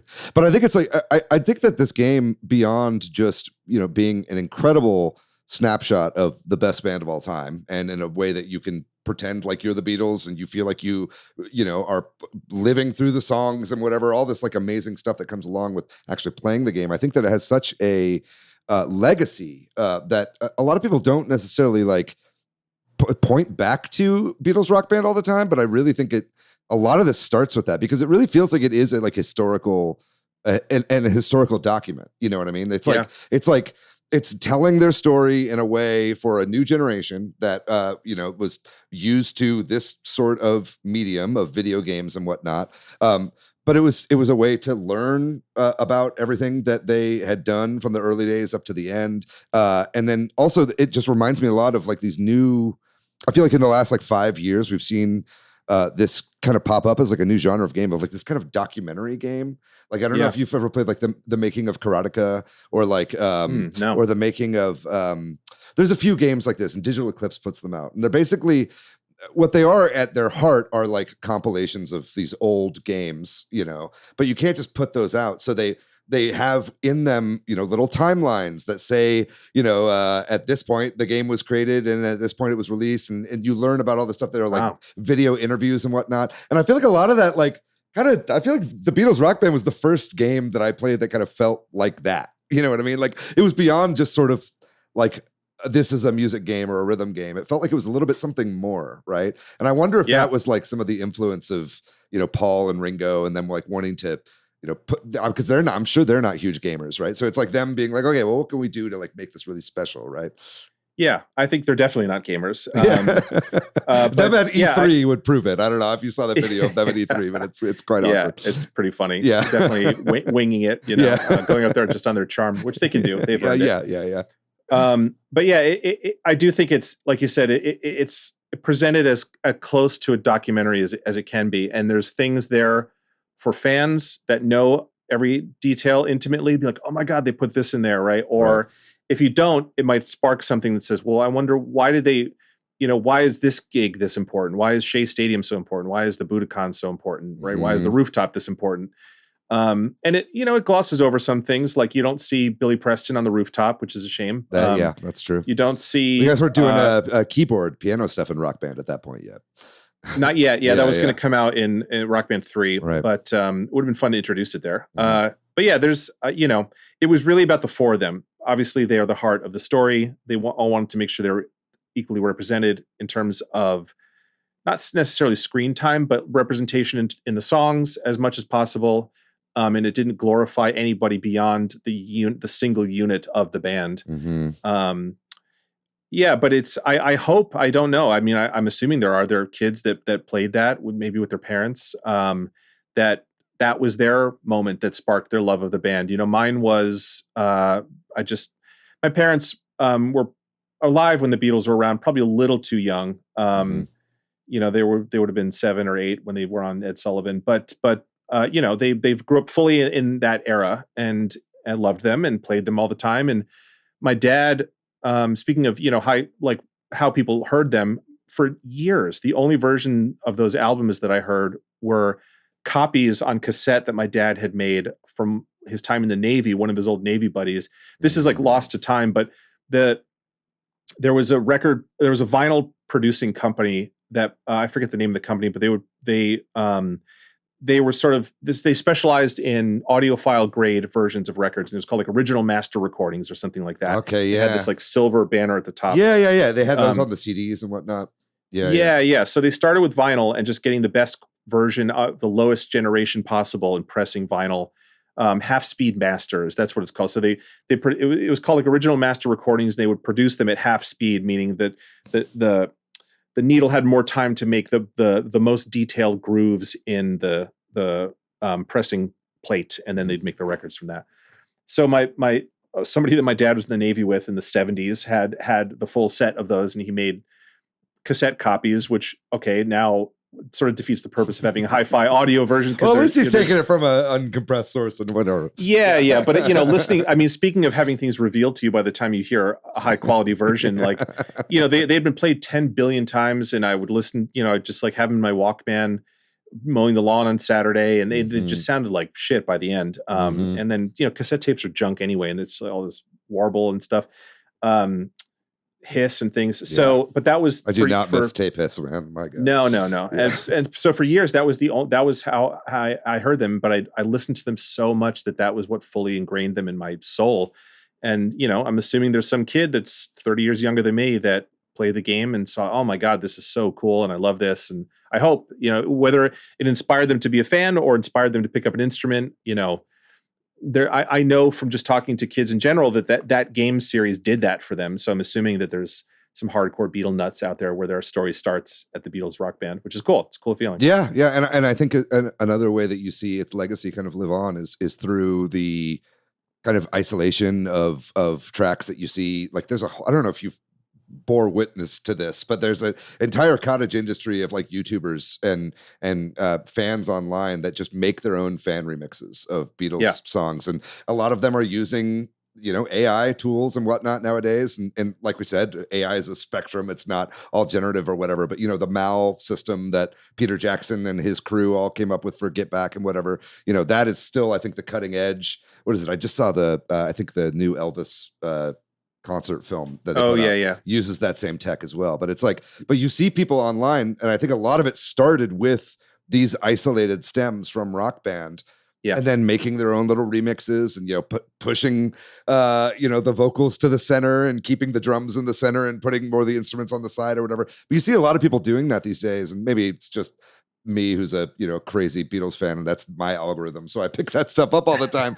But it's like, but I just think it's so fascinating. I don't know that a lot of that would exist without that kind of initial push from Beatles Rock Band, right? No. Up until a couple years ago, the only way to hear those isolated tracks was rips from Rock Band. I will say that there were some multi-tracks floating around in the early 2000s. Now this is so common, and it really is just because of Rock Band. But there was a kind of insider knowledge where if you knew somebody, you could get multi-tracks of some famous songs and they get passed around. There was a lot of Queen stuff that was out there. There was some Sgt. Pepper stuff. I know all of Michael Jackson's stems, isolated stems, they're all online. Somebody just leaked all of that shit. Yeah. So I some of that stuff I had in the early 2000s, including Sgt. Pepper, which was the first time I heard it. Who knows where it came from? And it doesn't matter now. It's all out there.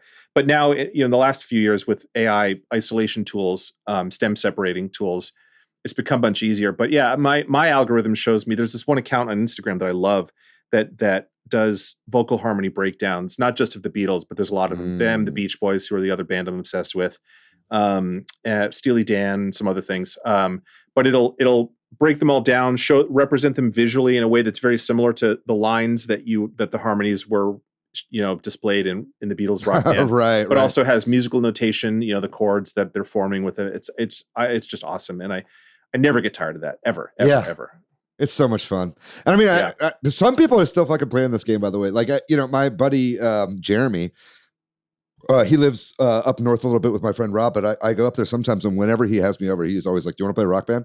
And I'm like, I'm like, yeah, I'll play Beatles Rock Band. That we usually do. And then I know also as well, like I don't know if you've been following this, but there's been an entire group of people that are basically filling out all the songs that weren't on Beatles Rock Band, like the fan projects that are going on to like create some of those new tracks. I did like it wasn't really a podcast. It was more like an AMA, but their Discord. Somehow I got invited to do an AMA on their Discord, and it was like they were so excited to just pick apart everything. But that was until I found out about them. I didn't know that was happening, and I'm glad it is.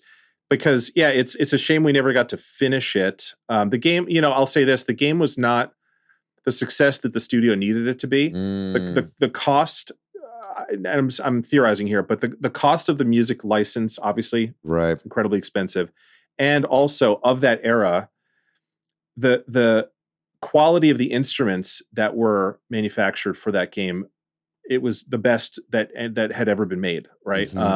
And so it was expensive. And they needed to sell, I don't know, so I don't even want to hypothesize a number, but it was several million copies, I think, in order for it to be profitable, and it didn't. I think the hope was that it would be a system seller to boomers that didn't already own a 360. But then the problem is, I think the base set cost BASE that would get you started had a drum set, the Hofner bass and a microphone. I think that cost like $300, right? Mm-hmm.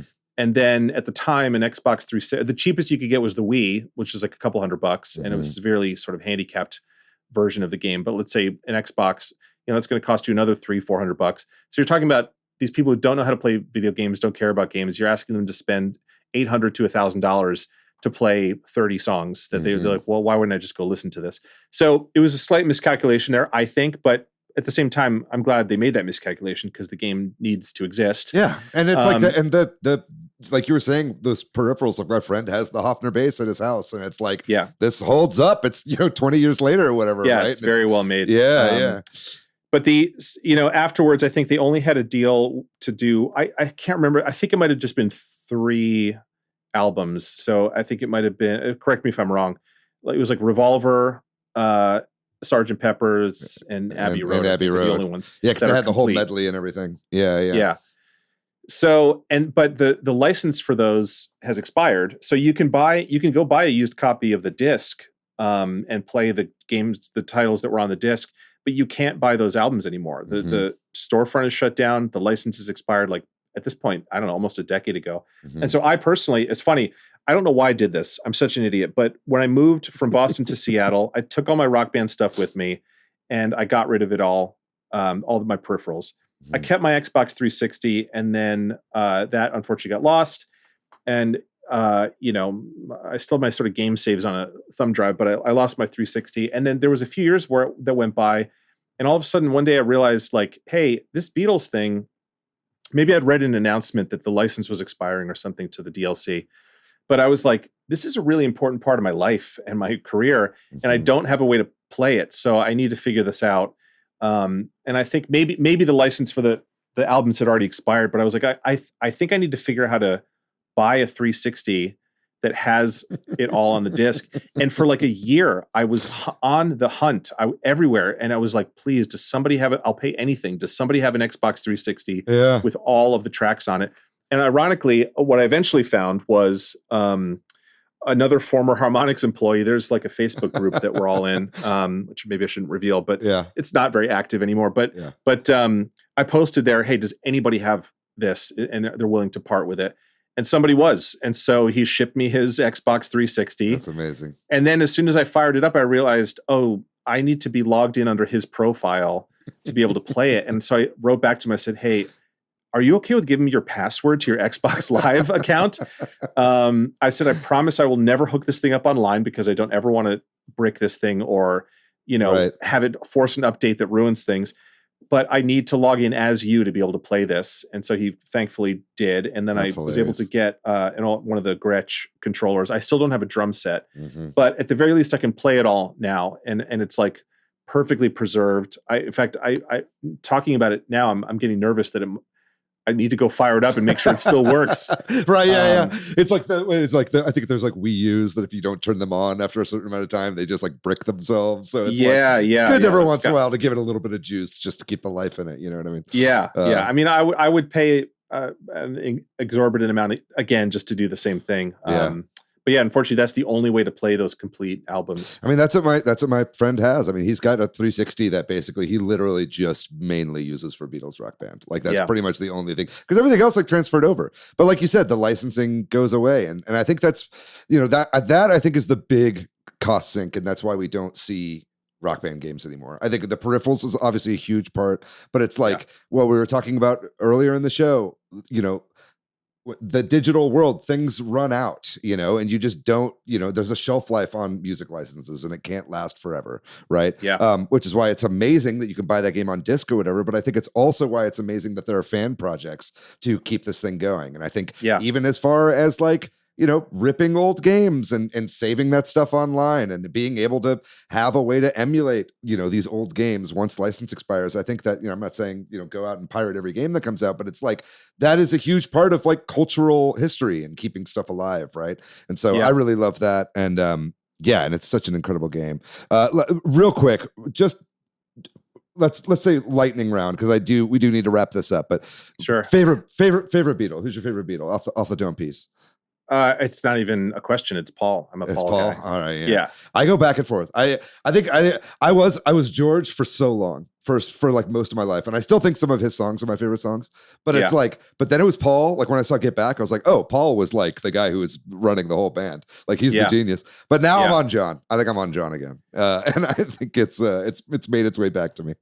Yeah, I think I went through that. I went through those phases years ago, but I'm so staunchly a Paul guy, and I love the Get Back. He's not a perfect guy, and the criticisms of him for the many decades that they've been lobbied at him, some of them are valid, I think. But I mean, he is the best musician in the band. It's inarguable. Yeah. He's so unbelievably gifted on a natural and instinctual level that he still puts people to shame just in terms, you could pick one aspect of it. His bass playing, he's an unbelievable bass player. His singing, he's an unbelievable singer. His songwriting, he's an unbelievable songwriter. His ability and the first few albums, I mean, I'm a Paul solo apologist, right? Or like apologist.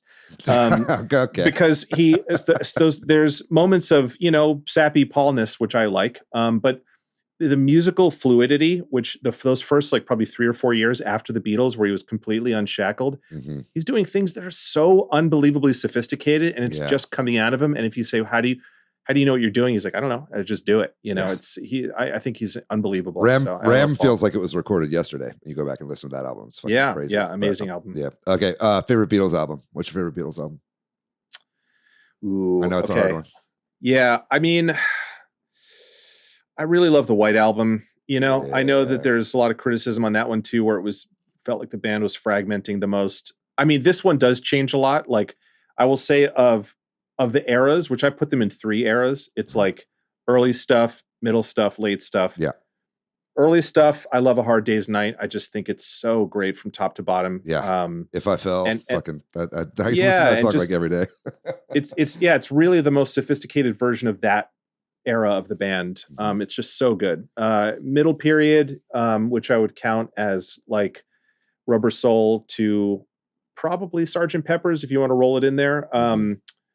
Revolver's great. That's everybody's Empire Strikes Back. They just default to that one, but it is great. Has some great songs on it, of course. And then later stuff, I mean, I don't know, man. I don't know. Abbey Road's great. It's got some of the best songs. It has some of the highest highs. But I think overall, White Album just does it for me. I love how raw it is. It's such a huge delta from the origins of the band. And it's like 4 solo albums, basically. Yeah, and I love that. I love that it's not as polished as Abbey Road is. Yeah. I really like that. You feel like you're just kind of in the studio with the band, and they can just sort of do no wrong. Yeah, you were close. The correct answer is Abbey Road. Anyway, what's your favorite rock band? Beatles Rock Band is the best Rock Band game, but 100%. My favorite version of it outside of that is actually the very first VR Rock Band that came out for the first Oculus. Ooh, I never played that. It was awesome. I mean, it required even more peripherals, right? And it was only guitar. I don't think you could play drums. It was just guitar. And there was a little attachment you could get for your pre-existing guitars that would track the headset would track it.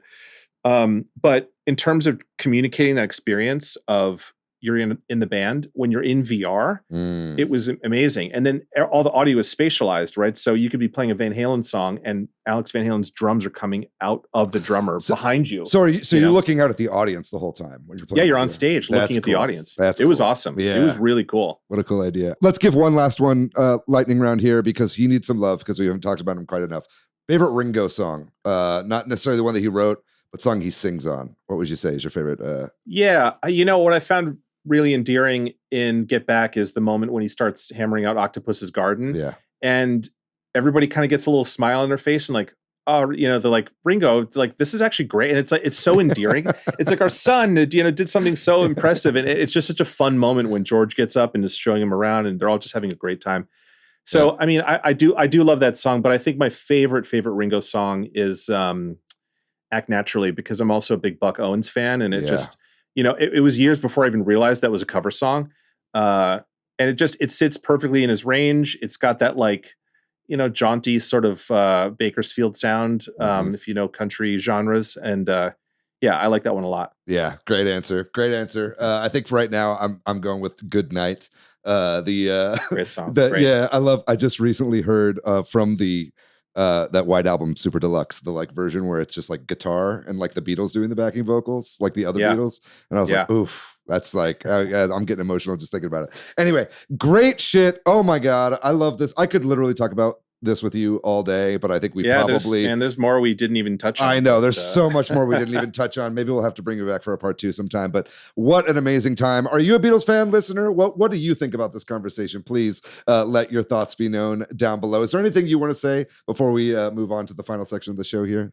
I think we're past the era of contrarian, the Beatles are overrated takes being valid. I think if you're not on board by now, it's your own personal, bias, and you need to get over it. Yeah, absolutely. Because you're just wrong. It doesn't make me viscerally mad as it used to when I was young, but objectively, you're wrong. And maybe do a little bit of studying and appreciate context and history and good music, and you understand. I think Beatles haters are looking for attention. And people that don't like Paul, that's a massive red flag. That's all I'll say.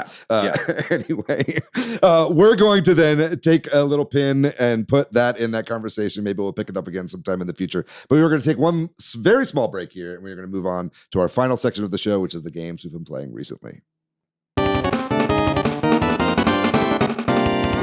Yeah, I've been playing actually a good amount of games. Like I talked about earlier in the show, I did go to the arcade and played a bunch there. Did play the Splatoon Raiders Tetris 99, Maximus Cup. Still playing Tetris 99 almost every day. Still playing Haste. It's a game I talked about last week. Haste is a very, very special game. I'm completely obsessed with it pretty much. It's like when I don't know what to do, I just pick up my Steam Deck and play some Haste. And I've been really, really enjoying that. I know it's out on Switch too as well. I really recommend people pick that one up. But I think the game that I really want to talk about this week, and I think it's the game that's been on a lot of people's minds, is Big Walk. And this just came out. It's from the team over at House, the developers of Untitled Goose Game. And this is, a cooperative, exploratory, a friend slop isn't really fair to use because I think this game was in development before like the quote unquote friend slop genre really became a thing. But it's multiplayer Myst basically, and I'm, we were talking about that before. It's like, I'm a huge Cyan fan. I'm a huge fan of Myst and Riven. And especially as I was getting into the later areas of this game, it was just me and another friend playing. I was like, man, I'm getting some big ass Riven vibes from this game right now. And it's obviously very silly and you've got these little silly characters. And a lot of it is just in learning how to communicate with each other, and it's some of the lack of communication there is what makes the game fun in some ways. But I think especially as the puzzles get more and more complicated as you go, and it's all environmental based, I was having the time of my life with it. I just rolled credits on that today with my friend Sina, and so that was really great that we were finally able to do that. But there's more game to play. There's more puzzles to play, so we'll be going back into that at some point. But I think that's probably where I'll keep it for the games that I've been playing this week. What about you, Maclaine? Have you been playing anything recently? Yeah, I'll keep this short too, but there's two that I've been playing recently and looking forward to playing a lot more. So for the last year, I've been moving around a bunch and traveling a ton. So I have most of my consoles have actually been in storage, and I need to get a Steam Deck. I feel like I missed the boat of when it would have been cheaper and easier to get and closer to the beginning of its life cycle than end. But I feel like I just got to bite the bullet. But one of them is called Tears of Metal, which just went into early access a couple of weeks ago. So the way I've been playing most games is by going to like trade shows and hitting the demo floor and seeing what's out there. So I played this, I think at PAX last year. Might even have been 2 years ago. So it's a small studio out of Montreal called Paper Cult Games. And this game is like a hack and slash sort of thing. It's in the vein of like Dynasty Warriors, where you just sort of like wade into a massive sea of bad guys and swing your sword or your axe and just like take them out. It's got this amazingly cool, like sketchy kind of graphic illustration style that's very comic booky. Even has sort of comic booky sound effects and does the like Bend-Aid dots sort of thing for the shading. It's really, really cool. And you're like this Scottish warrior. I don't know. It's just like, if I call it, it's like the genre it is called like fucking dudes up. It's like that's what it feels like. You just go in and fuck dudes up, and it's really fun. It's really fun, and the devs that I met were kind of the lead creatives. Really sweet. Love making cool games like this, and so I want to give them a plug to support it because it just went into early access. Awesome. And then I was in Korea earlier this spring. At Japan and Korea at a couple of gaming events, and the Asian gaming industry is so set up so differently than it is in the West, and is really concentrated at these mega publishers where everything is all under one roof, and it's not as fragmented as it is here. And I didn't have a good read on the indie scene in those countries until I went to these events, and there is a thriving indie game scene, which I thought was awesome, and I'm really, really excited to see what continues to come out of those scenes. But there was a really great game that's out. In fact, it's been out for a couple of years, but you can play it. I just played it for the first time in Korea. It's called Fake Book, and this is the kind of like weird art game that I love as just a palate cleanser between bigger experiences. So it's studio's called Banji Games, Banji, and it's when you play the game, it's set up like you're in a browser window on your computer logging onto Facebook. Obviously it's called Fake Book for a reason, but through clicking around the interface of what looks like Facebook, you start like following people's profiles, you start getting messages and DMing and having conversations with people, and you slowly uncover this mystery about your sister I don't want to give too many spoilers, and I'm not very far in the game yet, but your sister had been murdered under suspicious circumstances, and through following the profile of somebody who's like in a K-pop band, of course, it slowly sort of, you get clues and you talk to other people and you got to piece all this stuff together, and it's done in such a non-traditional way for a game. And it was a small team. It might even have been a solo developer. I can't remember. I just think it's great. And it's one of those things where it's like answers the question of our game's art sort of definitively, right? Because it's so out there in terms of the design, and yet it's so compelling to play and mimics a real world experience that you have, but gamifies it in a way that is not just shoot somebody in the head or jump on somebody or beat somebody's time. I think it's brilliant. So yeah, Fake Book. Awesome. Available now on Steam. I'll have to check that out. That reminds me of, there's like a whole genre of movies now that are like the single screen movies. It's like a movie that takes place all like on a computer monitor or something like that. Yeah. It's kind of like that, but in game form. I really love that. Yeah. I like people who are just trying to break out of, recycling the same kind of format that the medium has been in. It's great. I mean, and there's a place for that too, but every once in a while you need something weird. Yeah. Well, I do have to ask you before we finish here, because I'd be kicking myself if I didn't. Obviously you worked with Cyan, which we talked about with Firmament, and you did all the music for that. And I did see online that you were at least somewhat a part of some of their canceled projects. Is there anything you could tell us about anything that was going on with the the project Anglerfish and some of the projects that they showed off recently at Mysterium? Yeah, I don't think I can tell you much, as you might be able to guess, beyond what's in that video. So, maybe you want to link to that State of Cyan video where they go through it all. But yeah, coming off of Firmament, which is not an official sort of Myst game. It's a Myst-inspired environmental puzzle-solving game. Right. I did the music for that. And, Myst is on my Mount Rushmore of games. It was such a profound experience for me that working for them was like as important to me as doing the Beatles rock band. Yeah. Like they're equal in terms of the monumental nature of those projects in my life. So then after that, they worked on the Riven remake before figuring out what was next. And there's a couple ideas that were bandied about, but the one that I was involved in was this thing that was called Anglerfish. And that was a Myst game. That was squarely in that world of Myst. But the elevator pitch, I think, is that it was like a Myst horror game. And You can sort of see it in the trailer, but it's basically like what goes for the people that don't know how you travel around in Myst, how you get to different areas is you have these things called linking books, and what you write in that book becomes real, right? And you can travel into that world. It's the very, very, very basic premise of it.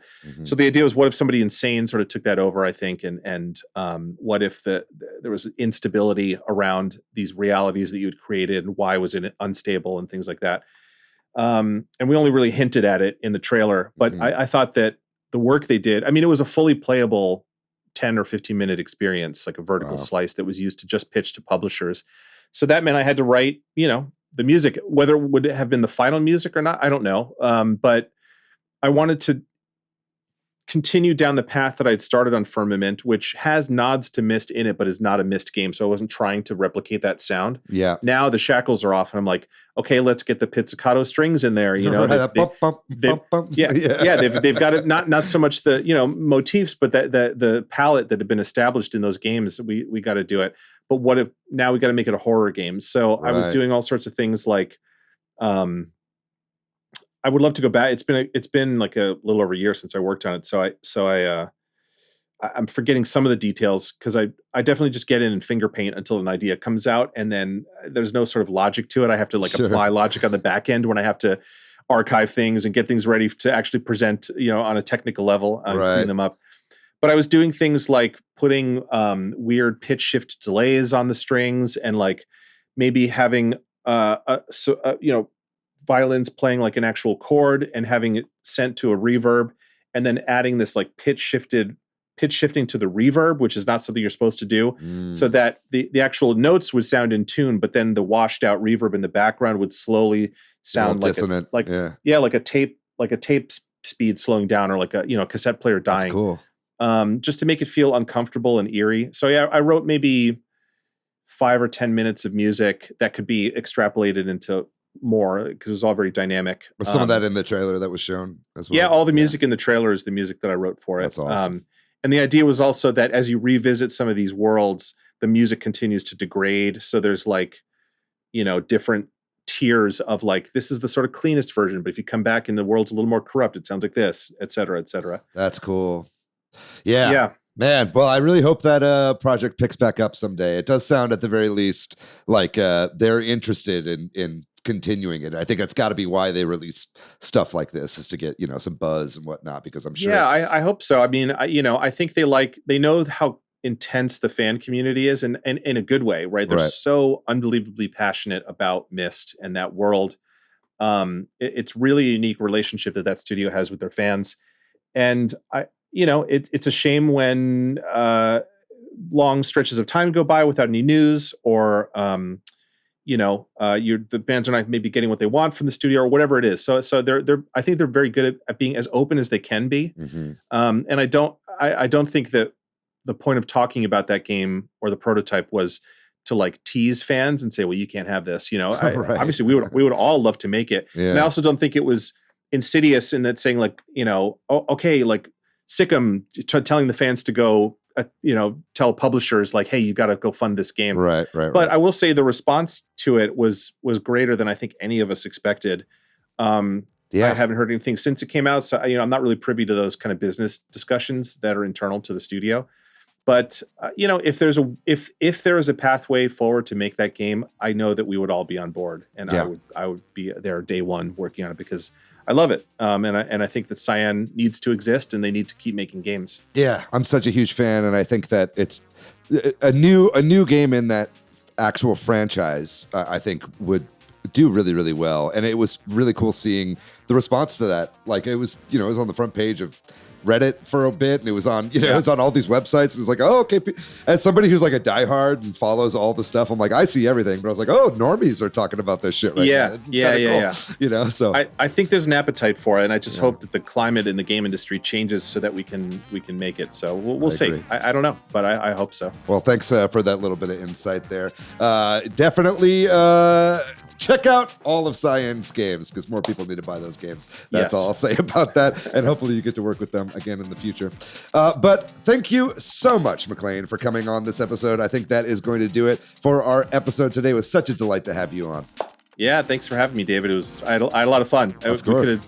We could have gone for twice as long. Yeah, seriously. Yeah, but we got to end it at some point. Thank you very much to MilkyWay.co for doing our website. Thank you to Corduroy for doing our music. Thanks to all of our wonderful patrons over on Patreon. If you'd like to find me online, I'm pretty much everywhere on the internet at Monolith Fiji. And what about you, Maclaine? Where can people find you online? I'm on Blue Sky. I think if you just search my name, I'm really easy to find. But the truth is, I'm much more active on Instagram. I'm very, very active on there. Okay. It's like the one place where my humor seems to play well. Blue Sky, I can't seem to get it going, but I'm on there occasionally. But yeah, Instagram at Maclaine Diemer Music is probably the best way to find out about everything I'm working on. Awesome. Great. Maybe we'll run into each other at a future Mysterium sometime. Yeah, I'm probably going to go next year because it's going to be in Spokane again. Yeah, so it's hard to not go when it's going to be at Cyan HQ. And I think I'll be there next year. Absolutely. All right. Well, maybe I'll see you then. If you'd like to find our show on social media, we are at Switch Headz on Twitter and Blue Sky, at Super Switch Headz on Instagram, Facebook, and TikTok. We have a website, switchheads.com, and then we do have a Patreon, as I mentioned before. If you want to chuck us a couple bucks, we're certainly not going to stop you. We also have a Facebook group and a Discord. Our Discord is such a wonderful community. If you're listening to the show at this point in the episode, you would be right at home in our Discord. So please join us there. We'll have a link to that in the description of this episode below. Follow us over on social media as well. We're doing vertical videos from time to time. We're doing clips and whatnot. We'd love to have your discussion follow through in the comments there or in the Discord as well. But you know what? That's going to do it. We've got another great episode for you guys lined up next week. But until then, you guys know the deal. Be safe out there. Be kind to yourself. Be kind to one another. Go buy yourself an old Xbox 360 with all the Beatles Rock Band DLC installed on it. Live a little bit. That's all we ask. Fuck guys. Free Palestine. We love you very much. We'll see you next week. Bye-bye.